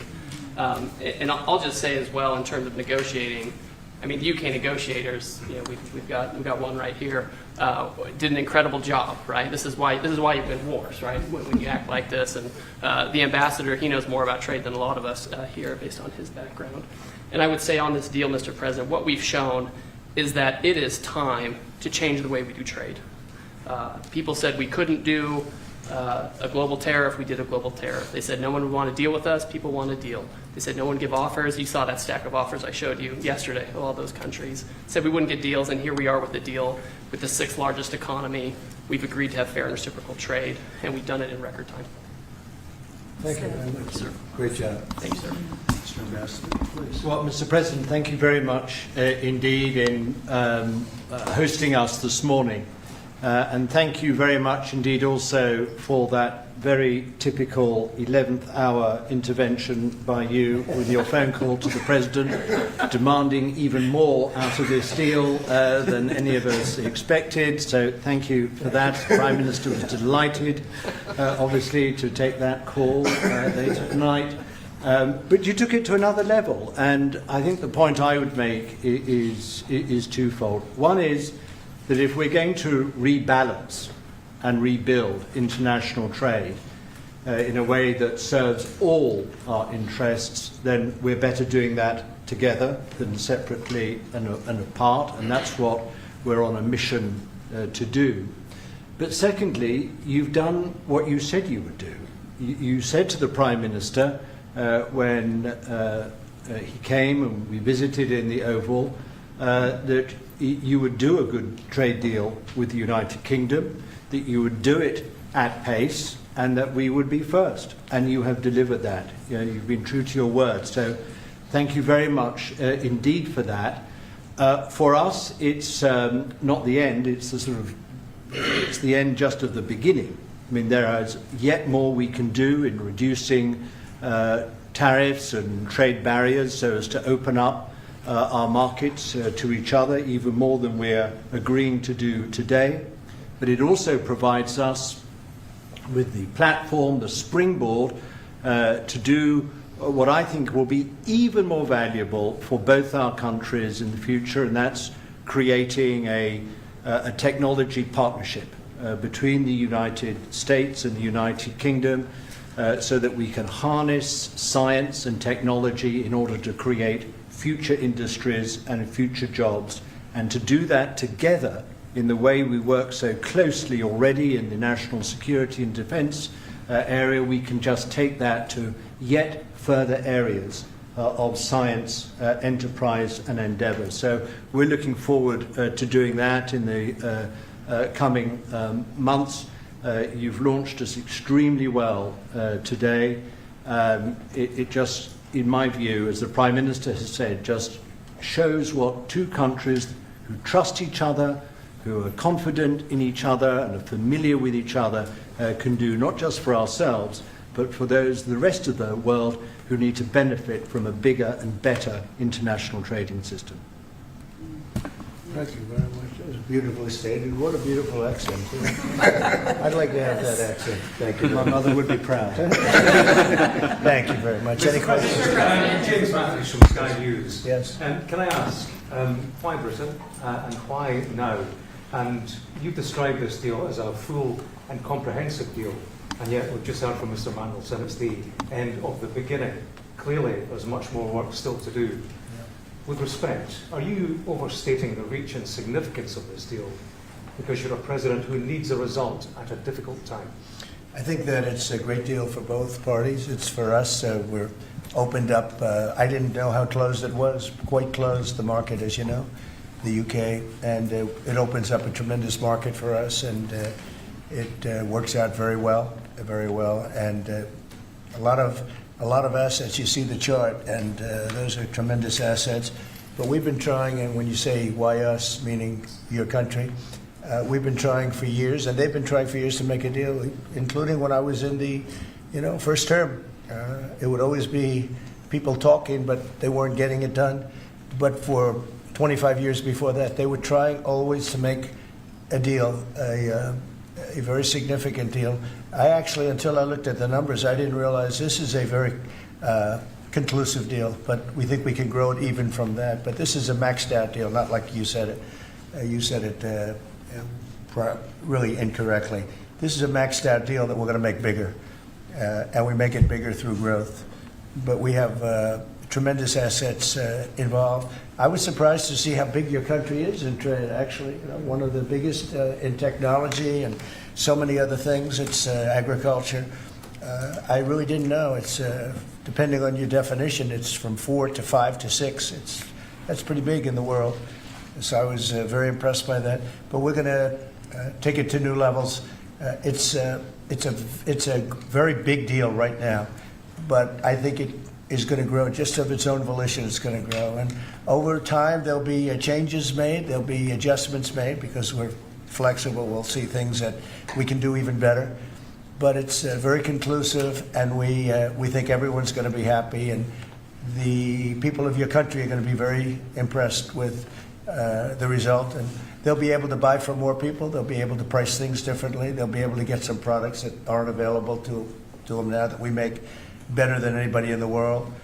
And it's just something that it's a great thing that it came together. It's so nice because we have many countries want to make a deal, and many countries are very unhappy that we happen to choose this one, to be honest with you. But it's a long time, our oldest ally, or just about. I guess a couple of people claim that too, but let's put it right at the top. I think it's going to be something very special for UK and special for the United States. Mr. President. Thank you, Mr. President. Reagan Reese with the Daily Caller. How close are you to more deals, and when do you expect the next to be announced? Well, very close. We have numerous deals. I know Howard's going back. As soon as this is finished, your press conference, he's got numerous. And Scott, who's right over here, who's fantastic, by the way. You were great on television this morning. I watched you. That was you gave them a little lesson in the world and economics. But Scott's going to be going to Switzerland, meeting with China, and they very much want to make a deal. We can all play games. Who made the first call? Who didn't make the? It doesn't matter. It only matters what happens in that room. But I will tell you that China very much wants to make a deal. We'll see how that works out. Every country throughout the last 40, 50 years has literally ripped off the United States on trade, on military, on protection, on all the different things. And we are now making fair deals. And in this case, it's great because we really weren't very much involved. You have the European Union, which is, I think you made the right decision years ago. I don't know if you remember, I was opening up Turnberry the day that you were voting. And they asked me, would it happen or would it not happen? I said, no, I think they're going to go their own separate way. I think it's better for them. And they did. I think it's going to end up being a very smart decision. But a big part of that decision was always that you'd be able to make a deal with the United States. And they were unable to do that. But now they made it. And it's a tremendous, it's very important. That was always a big part of your decision on Brexit. And they were never able to make that deal. It was a tough one. And this one it's amazing with time. This one just went very smoothly, went quickly and smoothly, and a lot of common sense, as I like to say. It's tremendous common sense, but it's going to make your country much bigger in terms of trade, and it's going to make our country much bigger in terms of trade, too. Yes, sir. Okay. Thank you. Go ahead, behind you. Oh, yeah. Tom Baker from the BBC. Thank you, Mr. President. You mentioned meat. You're with who? The BBC. Oh, good. Very nice. They treat me beautifully. You mentioned meat and beef exports. The UK currently doesn't accept American beef because of its own food standards. Are you calling on the UK to accept all American beef and chicken products? Well, I think they'll take what they want. We have plenty of it. We have every type. We have every classification you could have. As you know, Bobby Kennedy is doing a tremendous job, and he's, I think, probably heading toward your system with no chemical, no this, no that. I mean, I think we're heading that way. It seems to be, and but we have that also. So we're a very big country. We have a lot of beef. We're a very big country, so it'll be great. Yes, yes. You want me to jump in? Yes. Let's talk about American beef really quickly, and it can't be understated. I'm Brooke Rollins, by the way. How important this deal is and what this means to American farmers and ranchers. Specific to the beef, this is going to exponentially increase our beef exports. And to be very clear, American beef is the safest, the best quality, and the crown jewel of American agriculture for the world. So I think a really important part of this deal isn't just the ethanol reducing of tariffs from 19 to 0, which for our row croppers is a huge deal, but also for beef. And as we move forward, I know our incredible trade team is looking at all of the meats, all of the produce, really all of our agriculture exports. And I don't know if there's an industry that has been treated more unfairly and has suffered more than our agriculture industry. So we look forward to, I'll be in the UK on Monday, talking to my counterpart over there for next week, and look forward to moving that out across the country. The president is I think we can can say that we have the best in the world, best tractors, the best everything in the world, and they say that our agriculture is, second to none. You understand, and it'll be a great asset. People are going to be able to have options, choice, and they'll have more of it. And that usually means lower prices. How about we'll do you and then you? Go ahead. Follow-up question for the Italian TV, Daniele Compatangelo, LA7, TV 2000, Primetime Media. So congratulations for the deal. We'll see a big revenues from the chart. But what's the rest of Europe? It's a victory day, but other European countries, it seems like they're losing. We intend to make a deal with Europe. We have found that the European Union treated us extremely unfairly, very difficult, and hurt themselves in doing so. And they very much want to make a deal. We'll be dealing with them. We are dealing with them currently. So that'll cover pretty much the rest of it. But this was separate because of Brexit in particular. This was a separate deal. It always seems so natural. I mean, all the media would say that this seemed to be like, why did this happen 25 years? Why didn't it happen a long time ago? And it was always amazing to me. Somebody would say, hey, we got to make a deal. We have to make a deal. But this deal just fell into place. The Prime Minister did a fantastic job. His representatives are total professionals, and they got along well, and it just seemed to work. And I think one of the reasons it did is because we blew up the whole system. If we would have just been dealing with you separately or, country by country, we blew up the whole system. It was very fair to very unfair to the United States. And I think because of that, this worked out so nicely, and I'm honored that it was the first deal. Please. Sir, you mentioned... Well, why don't you go in the back, yes. Oh, thanks, sir. I'm with the London Times. I'd say this is a great day for James Bond because now Aston Martins will be available to American buyers. Will it be even better by extending it to film? You've talked about a big tariff on films, and we'd like to know if there'd be relief on British... Well, we're going to have a discussion on that separately. And as you know, we're putting tariffs on that particular film, he said, the movie makers. And we're going to be doing some tariffs to get them because a lot of them have left this country. They all live here. The money comes from here. Everything comes from here, but they make them in other countries. So we're going to do something to bring them back, maybe to a large extent. But James Bond has nothing to worry about that, I can tell you. James Bond. And Sean Connery was a friend of mine. Sean Connery was responsible for my getting zoning in Aberdeen. He said, let the bloody bloke build his golf courses. I was like 4 years into the process, and it was impossible in Aberdeen. And he just stood up one day and he said that. As soon as he said that, I got the approvals in about 2 minutes. So he was a great guy, Sean Connery, and great character. Back there later in the year? Say You're going to Scotland and to... yeah, I will be, sure. It's great. We have a lot of investment over there. We have Turnberry, Aberdeen. We have, as you know, in Doonbeg in Ireland, right on the ocean. They're all on the ocean. I only have interest if they're on the ocean. And we have good investments over there. It's been beautiful. Yes? Mr. President, if the talks go well this weekend between Secretary Best and Ambassador Greer with their Chinese counterparts, not preemptively, but if the talks go well, would you then consider lowering the tariff rate on China? Well, it could be. I mean, we're going to see. Right now, you can't get any higher. It's at 145, so we know it's coming down. I think we're going to have a very good relationship. You know, I always got along very well with President Xi. That relationship was greatly disturbed by COVID when COVID came in, but we get along very well now. I mean, the relationship was hurt with a lot of people, a lot of countries when COVID came in. But I think we're going to have a very good relationship. I expect to have a very good relationship with China, Scott. I think it's a very friendly meeting. They look forward to doing it in an elegant way. China, as you know, has a tremendous trade surplus with us, and we just can't have that. And but I think it's going to be very good for both countries. I would like to see China opened. You know, one of the big things here is, and nobody would know this, but the UK was largely closed. It was very much closed to trade, and now it's opened. And a lot of the financial reporters are very happy about that because so much. I listened to them. Well, I hope they get countries opened up, and then you compete on a fair basis. But you can't compete when you're not allowed to go there. China would be the number one example of that. You know, it's very closed. We almost had it last time before COVID. And that didn't work out. But we made a great deal with China. They had to buy $50 billion worth of our food products. And it was a great deal, doing very well for our farmers. And then when Biden came in, as usual, nothing happened. You know, he didn't enforce it. And it got less.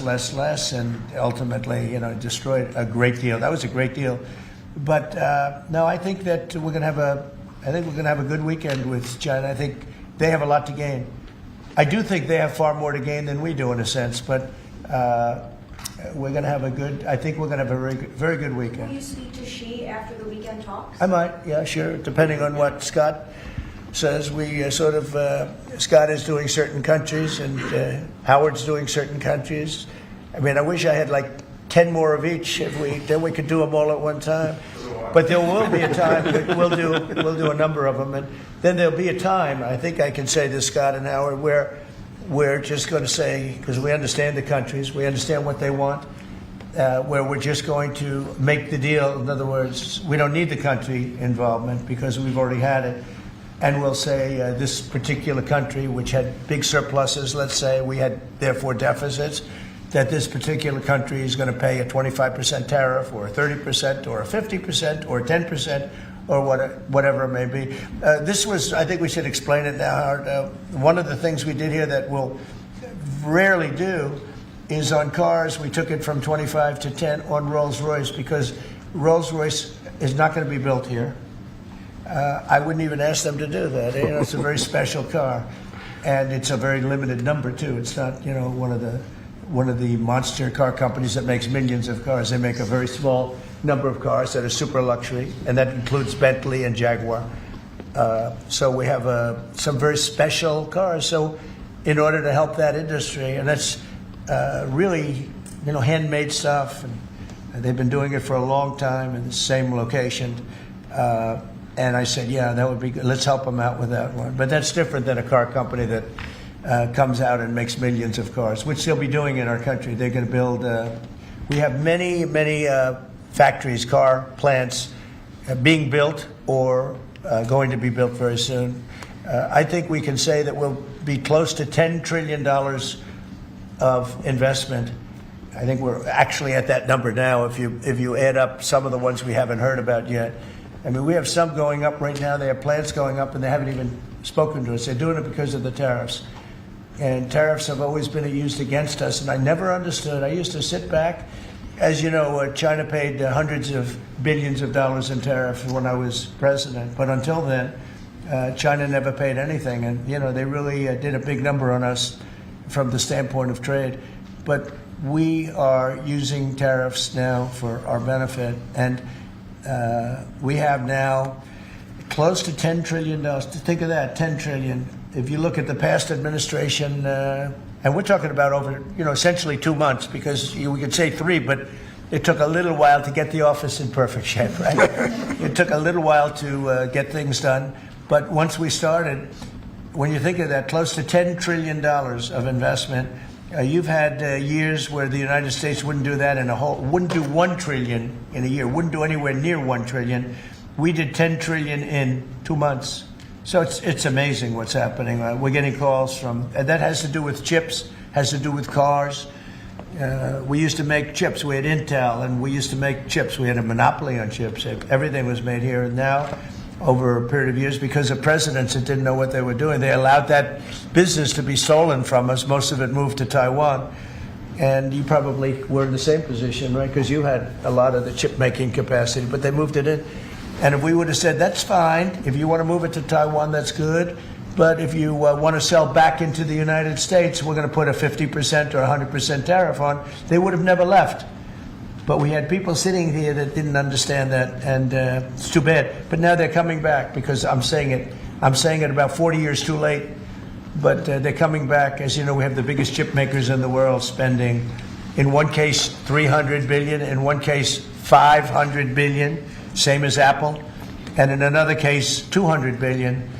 And we're going to have a large share, very, very substantial share of the chip-making market. You said that this weekend is going to be a friendly visit, but do you expect that it will just be a formality to break the ice, or are they going to get into substantive negotiations? I believe so, yes. I believe it's substantive, yes. I think people like to say, yes, we're having a meeting to meet. Well, we're meeting, so what are we going to do, talk about meeting again? I think it's going to be substantive. I think we can say that, right, Scott? Very substantive. Now, China wants to do something. And look, they have to at this point. You know, essentially, they made $1 trillion a year, and now they have absolutely, no business because of the tariffs. They have no business. And they want to have business, and we want them to have business. We want them to do well. We want them to do very well. So I think it's going to be very substantive. Because business has slowed down, as you mentioned, we're seeing China. As a result, the ports here in the U.S., the traffic has really slowed, and now thousands of dock workers and truck drivers are worried about their jobs. Yeah, that means we lose less money. When I see that means we lose less money. Look, China was making over $1 trillion, 1.1 trillion, in my opinion. Different numbers from 500 billion to $1 trillion or $1 trillion. I think it was 1.1 trillion. And frankly, if we didn't do business, we would have been better off. Okay, you understand that. So when you say it slowed down, that's a good thing, not a bad thing. But we're going to make it so they can. I'd like to say they can do better, actually, in terms of the bottom line. We'd like to see China opened up so we can compete in China and give people something that they've never had, access to something. That'd be great for the world. It would be great for our businesses, and I think it would be great for friendship. I really expect a lot of people think I'm a militant guy. I'm really not. I think that trade can bring a greater friendship with China. It can be something good. But one of the things that I know Scott's going to be talking about very high on the list is open up and let our businesses go into China, because when you talk about a closed country, that's a really closed country. And I think it would be great if it was opened up. It would give people a lot of choice and would create a lot of jobs, a lot of everything. So I think it would be a great thing for China. And that's going to be one of the things we'll be discussing, like we discussed with UK. Please. So what does Britain have to do for you to drop the baseline 10% tariff that you're maintaining? Well, I think that's set because that has to do with a lot of different things, including past. There are a lot of past things that we talk. This is very inclusive. We included everything, and that's pretty well set. Yeah, please. Yeah, Mr. President, the 10% baseline tariff remaining in place, is that a template for these future trade deals? You No. say we're going to keep it here. No. Is it going to stay in every case? No, that's a low number. They made a good deal. Some will be much higher because they have massive trade surpluses, and in many cases they didn't treat us right. One thing with UK, they had it, somewhat closed, not like a China as an example, but they always treated us with great respect. They treated us with great respect. The template of 10 is probably the lowest end, and therefore they made that deal. But they we've had just a very special relationship with them. Like, I won't do that deal with cars. Unless somebody shows me that there's another kind of a car that's comparable to a Rolls Royce. Then there aren't too many. This is a good commercial for Rolls Royce. They're going to order a lot of cars. Mr. President, I wonder whether you'd like to buy I mean, well, the last time this happened, I ended up. I would be happy to suggest a discount, obviously a very modest discount. We have to protect our profit margins. I've had many of them, actually. You know, the last time that happened, I ended up buying a Tesla. You know. Mr. President. Mary Margaret Olahan with Daily Wire. I had a question about the UK deal today. I heard there was talk that part of the agreement would depend on whether the UK would respect free speech and freedom of religion. I know the VP is really interested in that, talked about that earlier this year. Was there any assurances that you guys got on that front? You want to handle that? Yeah, that was not part of the conversation. Our conversation was an economic conversation from start to finish, closed by the president yesterday. This was a business deal, open their markets, and also protect their workers, grow our markets, and help our workers. This was about business religion. You know, business is sort of a semi-religion, but not nearly as important. I don't want to get myself into Go ahead, please, in the back. Go ahead. Mr. President, will you be asking China to help you close, the gap between Ukraine and Russia? I think so, yeah. I think it's a natural thing to ask. What do you expect? Sure. I don't know. I think we're making good progress. The fighting is a little bit different than it was. I think if we weren't involved, Russia would be, going at it to maybe get the whole thing. And without our involvement, they'd be able to get it, because we supplied a lot of different things, foolishly. But we've been sort of paid back by doing the rare earth deal that I talked about before. I think that I think that we will be very much involved in trying to get that bloodbath. It's a bloodbath. It's a horrible situation. 5,000. It's really more than that. But it's 5,000 soldiers on average a week, mostly soldiers, are being killed. Young, beautiful people. I mean, they're being killed. I see the satellite pictures coming back, body parts lying all over fields, heads and arms. It's so terrible. I've never seen anything like it, actually. And if we can get that stopped, that will be a great accomplishment. And we're trying very hard. And I think we're close. And Mr. Witkoff is talking constantly back and forth. He's a real professional who's got a great relationship with both countries. And I think we have a good chance. And likewise, we're trying to work on Iran to get that solved without having to get into any bombing, as we say, big bombing. I don't want to do that. I want them to work a deal. I want them to be very successful. Mr. President, Edward Lawrence from Fox Business. Yes. On the non-market barriers, how did you get the UK to bend, and what was the 11th hour deal or ask? Well, I think it was really just a part of the overall. I mean, they have so many things that are so good for them. It's going to be so good for the country. And that was sort of easy. It wasn't, we had non-market, I call it non-market or non-monetary trade barriers. And we had quite a few of them, not nearly as bad as some countries. Some countries have, they have virtually no tariff, but the rest of it is so brutal you can't do business with them, right? So it's a very important question, actually. No, I think the overall deal just worked out very well from their standpoint. They were willing to give that in order to get other things, and you might want to speak to that, Mr. Ambassador. Look, the point about the deal is that we will continue reducing tariffs and non-tariff barriers. This is a continuing picture. It's a movie. It's not a still picture here. It's a movie. Yeah. It continues. And we're both committed to freeing up trade between our countries. We're both committed to freeing up investment between our countries. And the point about this deal is that it provides a very good template and a very good launch pad for what we can continue to do and build on in the future. And that's what we're both determined to do. Many of the well, I cannot say. That's between us. Many of the we'll keep it confidential. Yeah, how about just one more little thing, right? It got the deal closed, and it was handled very well from the other side too. But many of these things that we're talking about, we've been talking about this for 25 years.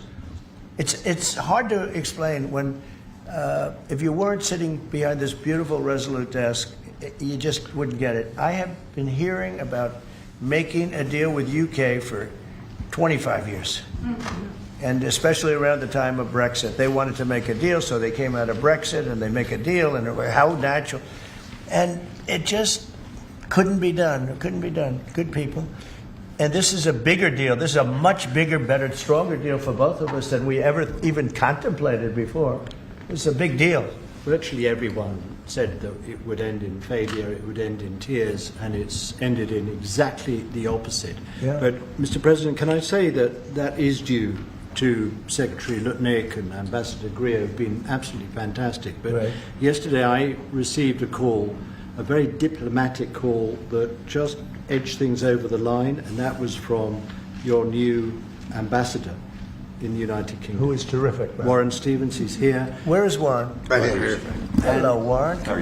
He's flying to London tomorrow night. He's going to be very popular with the British people. He's going to be a very successful ambassador. And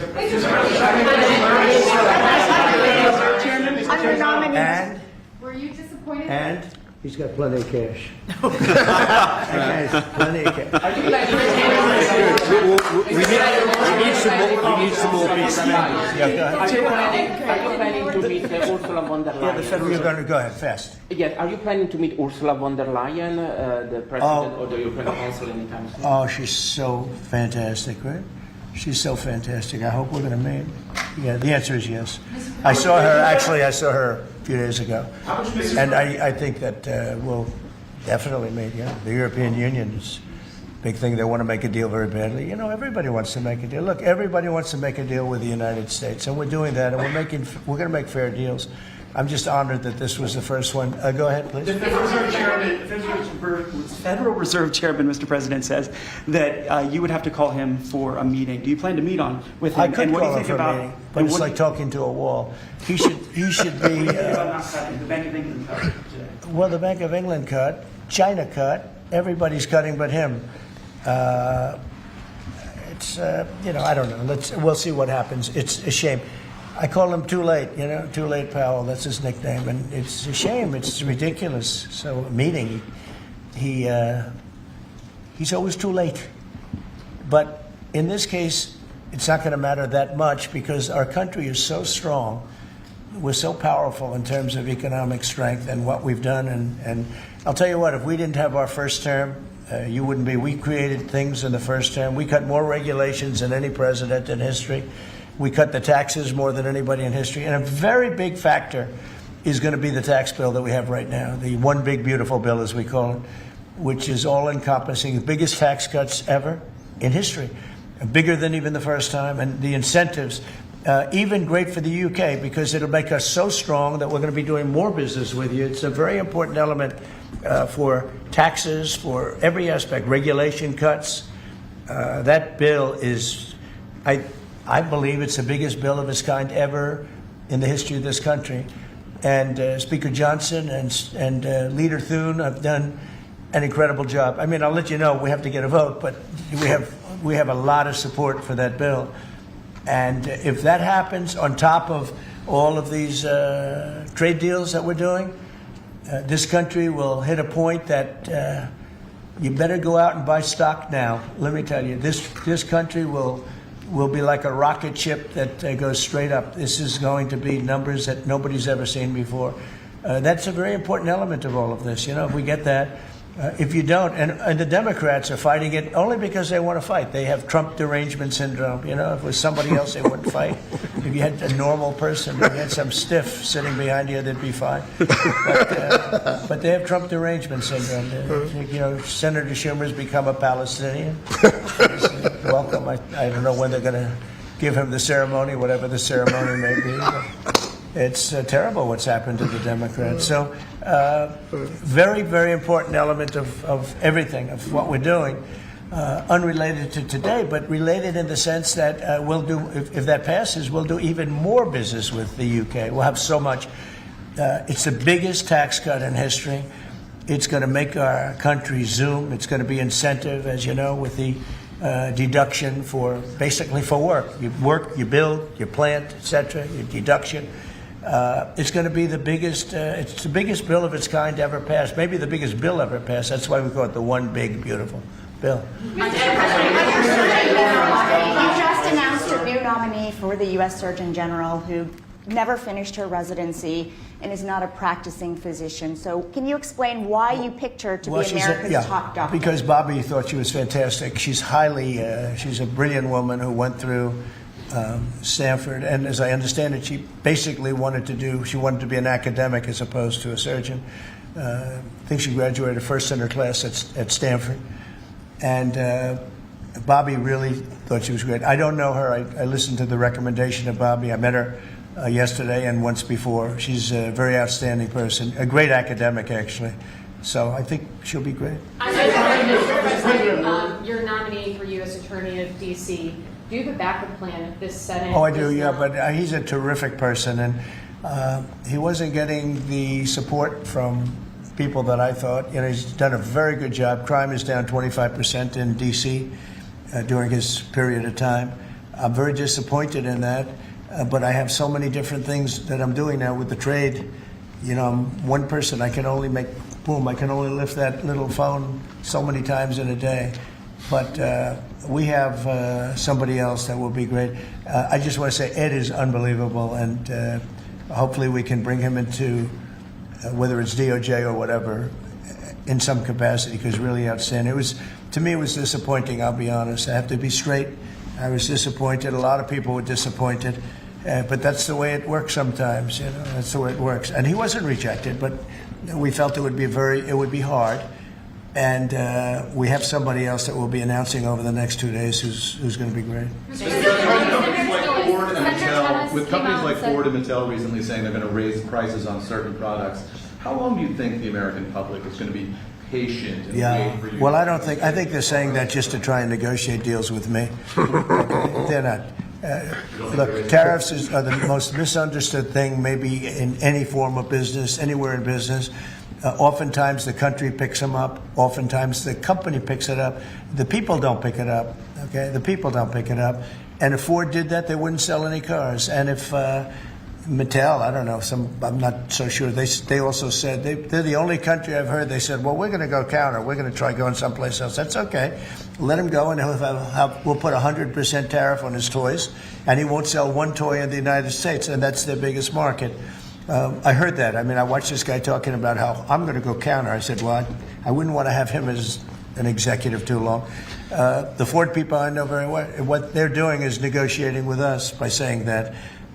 But we don't think that's going to happen. Look, I put out a truth today, and it said that gas is down, gasoline is down, energy is down, groceries are down, eggs are down. I mean, eggs, thank you very much, but eggs are down. When I came in the first week, you guys hit me with eggs. I said, what the hell happened with eggs?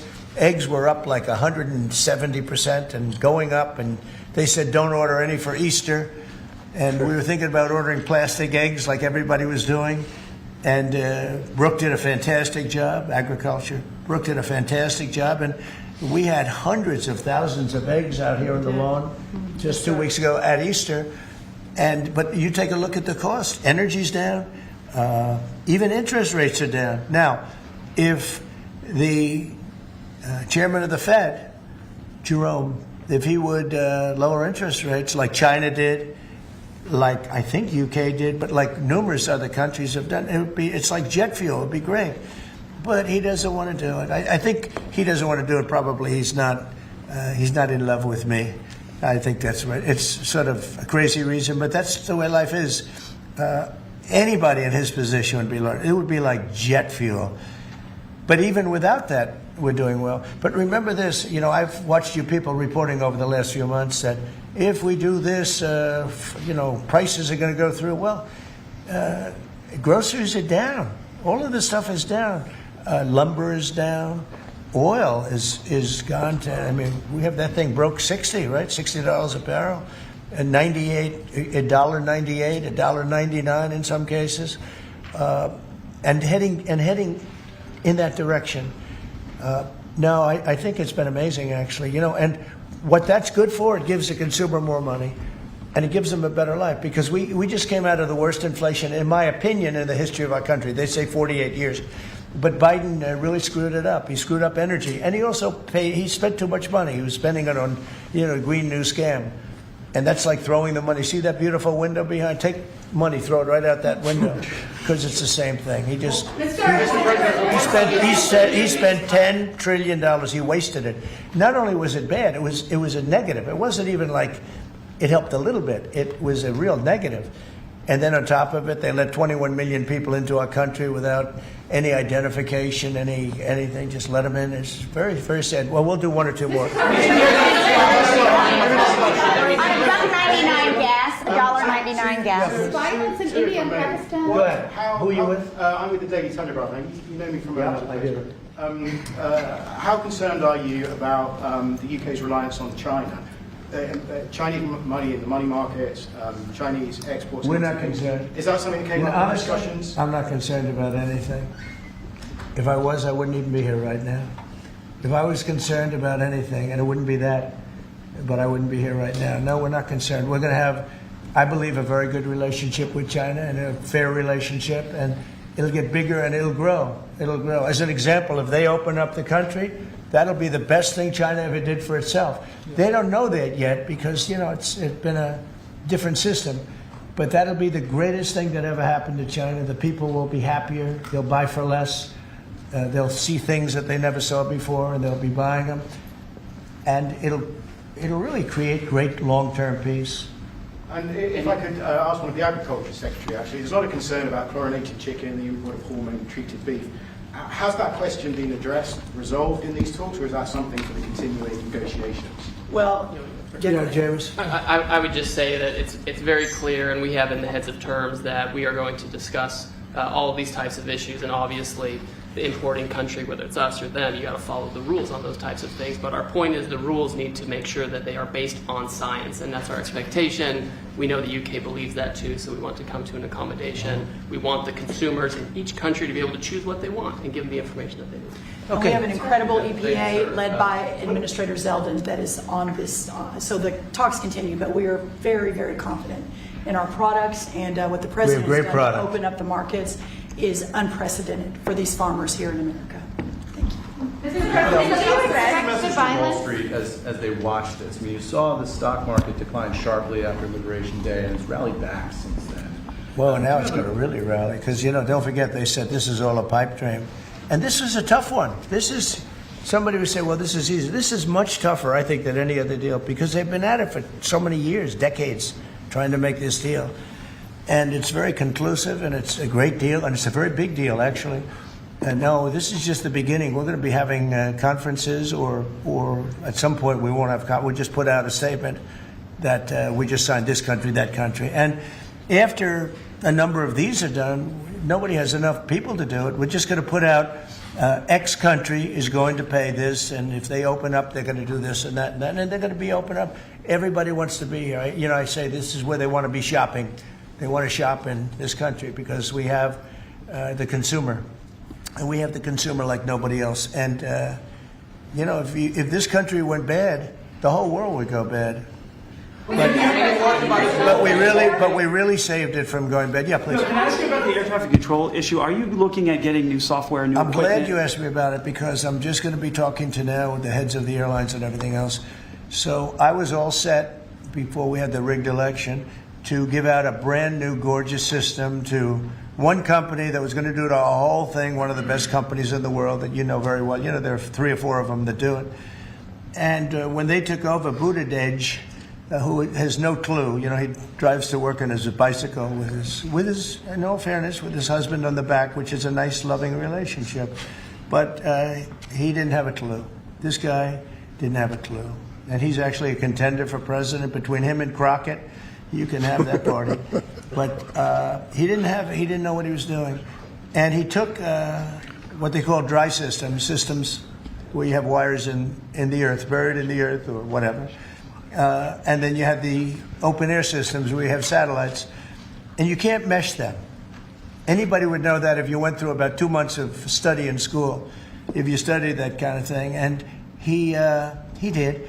They spent tens of billions of dollars trying to take old, broken equipment and merging it into existing new equipment with brand new equipment. It's one of the greatest. They spent like $40 billion.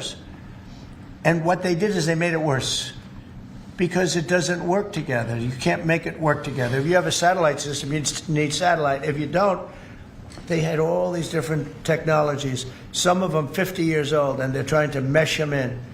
And they end up spending twice the money they should have. You could have bought a whole new system. So we have a very good guy who you all know, Sean Duffy, is head of transportation. And I've given him a 10-minute lesson in buying, and he's become really good. And we are now in the market to buy a gorgeous, brand new system. The helicopter that crashed into the plane at 400 feet, it shouldn't have been. What would have happened is all sorts of bells and sirens would have been going off 3 minutes before that accident happened, if you had the right equipment, but they didn't. And the new equipment is unbelievable what it does. You can have, you don't even, well, I was going to say something, but you always, in my opinion, you always need pilots. I want pilots. But you wouldn't even have to have pilots. This system is so incredible what they can do. But we have a system that's obsolete. And what they did is the worst. They tried to combine the really old, broken stuff with the new stuff. And you can't combine it. And anybody should have known. So Biden, you think Biden figured this out? I don't think so, fellas. Do you think he has any clue? He doesn't know what the hell's happening. So here's the story. We're going to be buying a brand new, it's going out to bid very soon, brand new state-of-the-art system that will cover the entire world. I'll give you an example. When my pilot, now I have military pilots, but prior to that I have very good pilots, great pilots. They would land, and I won't tell you which country, but they would use the system of another country. They wouldn't even use the system of the United States. So if I'm landing in New York or Florida or Tennessee, they're using a system from another country. I said, why is that? And they were, you know, they're not into business, but they're just saying, our system doesn't work, sir. And I said, boy, that's pretty sad. But we were all set to give it out to, you know, look, you have a Raytheon and you have different companies like that, numerous companies. And you have companies that would do it, like an IBM, as an example. And you give out one deal, one contract. They gave out hundreds of contractors. They had diggers. They had non-diggers. They had people that focus on satellites. They had hundreds of different contracts. One contract where one guy is controlling everything. If you need a trench, then they dig a trench. But if you don't dig the trench, they don't blame you. What happens is you don't dig it, then they say we want a cost overrun. Now, we have it all set, and we're going to be doing it. We would have done it, except that the election took a little strange turn. But the second one didn't. That was too big to rig. Thank you very much, everybody. Thank you, guys. Thank you. Thank you.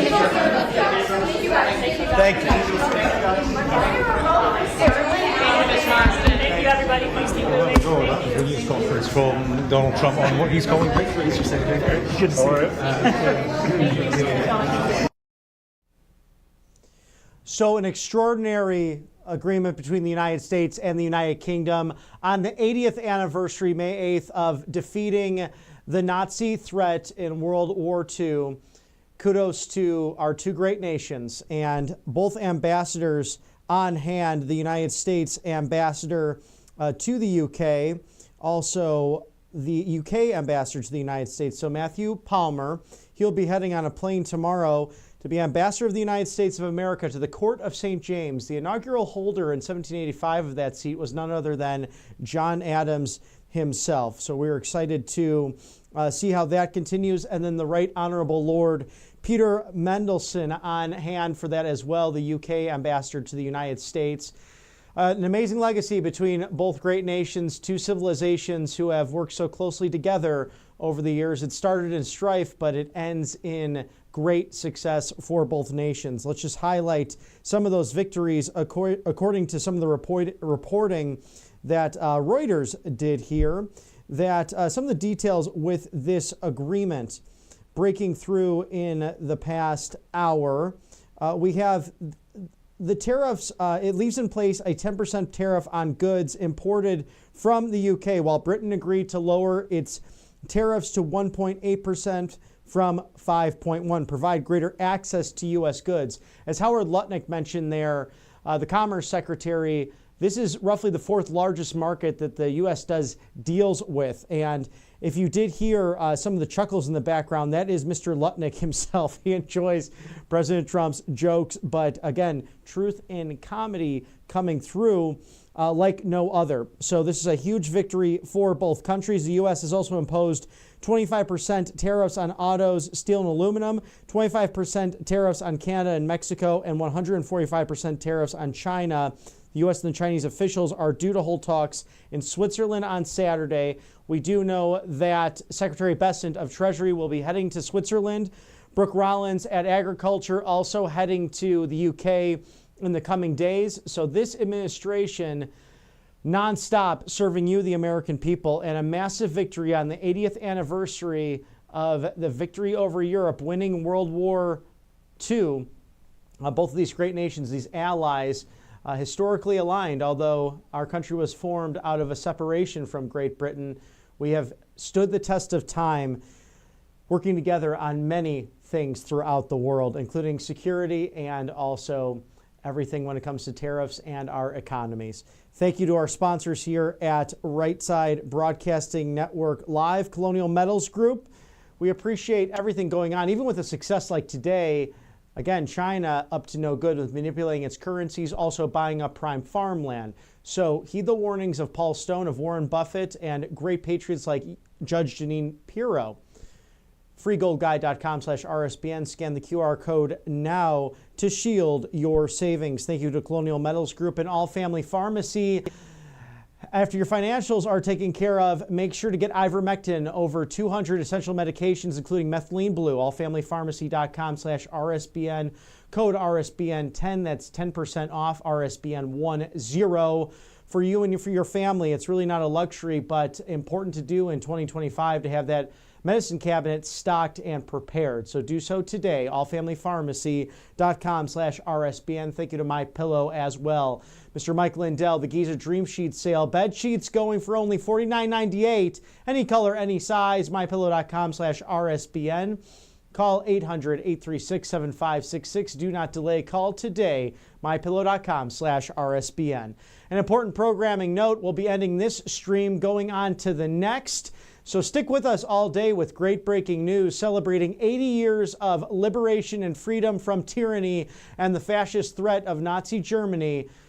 America and the UK leading the charge in that, and again, renegotiating trade deals for the benefit of both nations and their citizens. For all America First updates and exclusive offers, rsbnetwork.com/newsletter. We'll be ending the stream now, but stick with us here on the right side of history for all breaking news and the updates on your government from this live desk. We'll see you in a bit.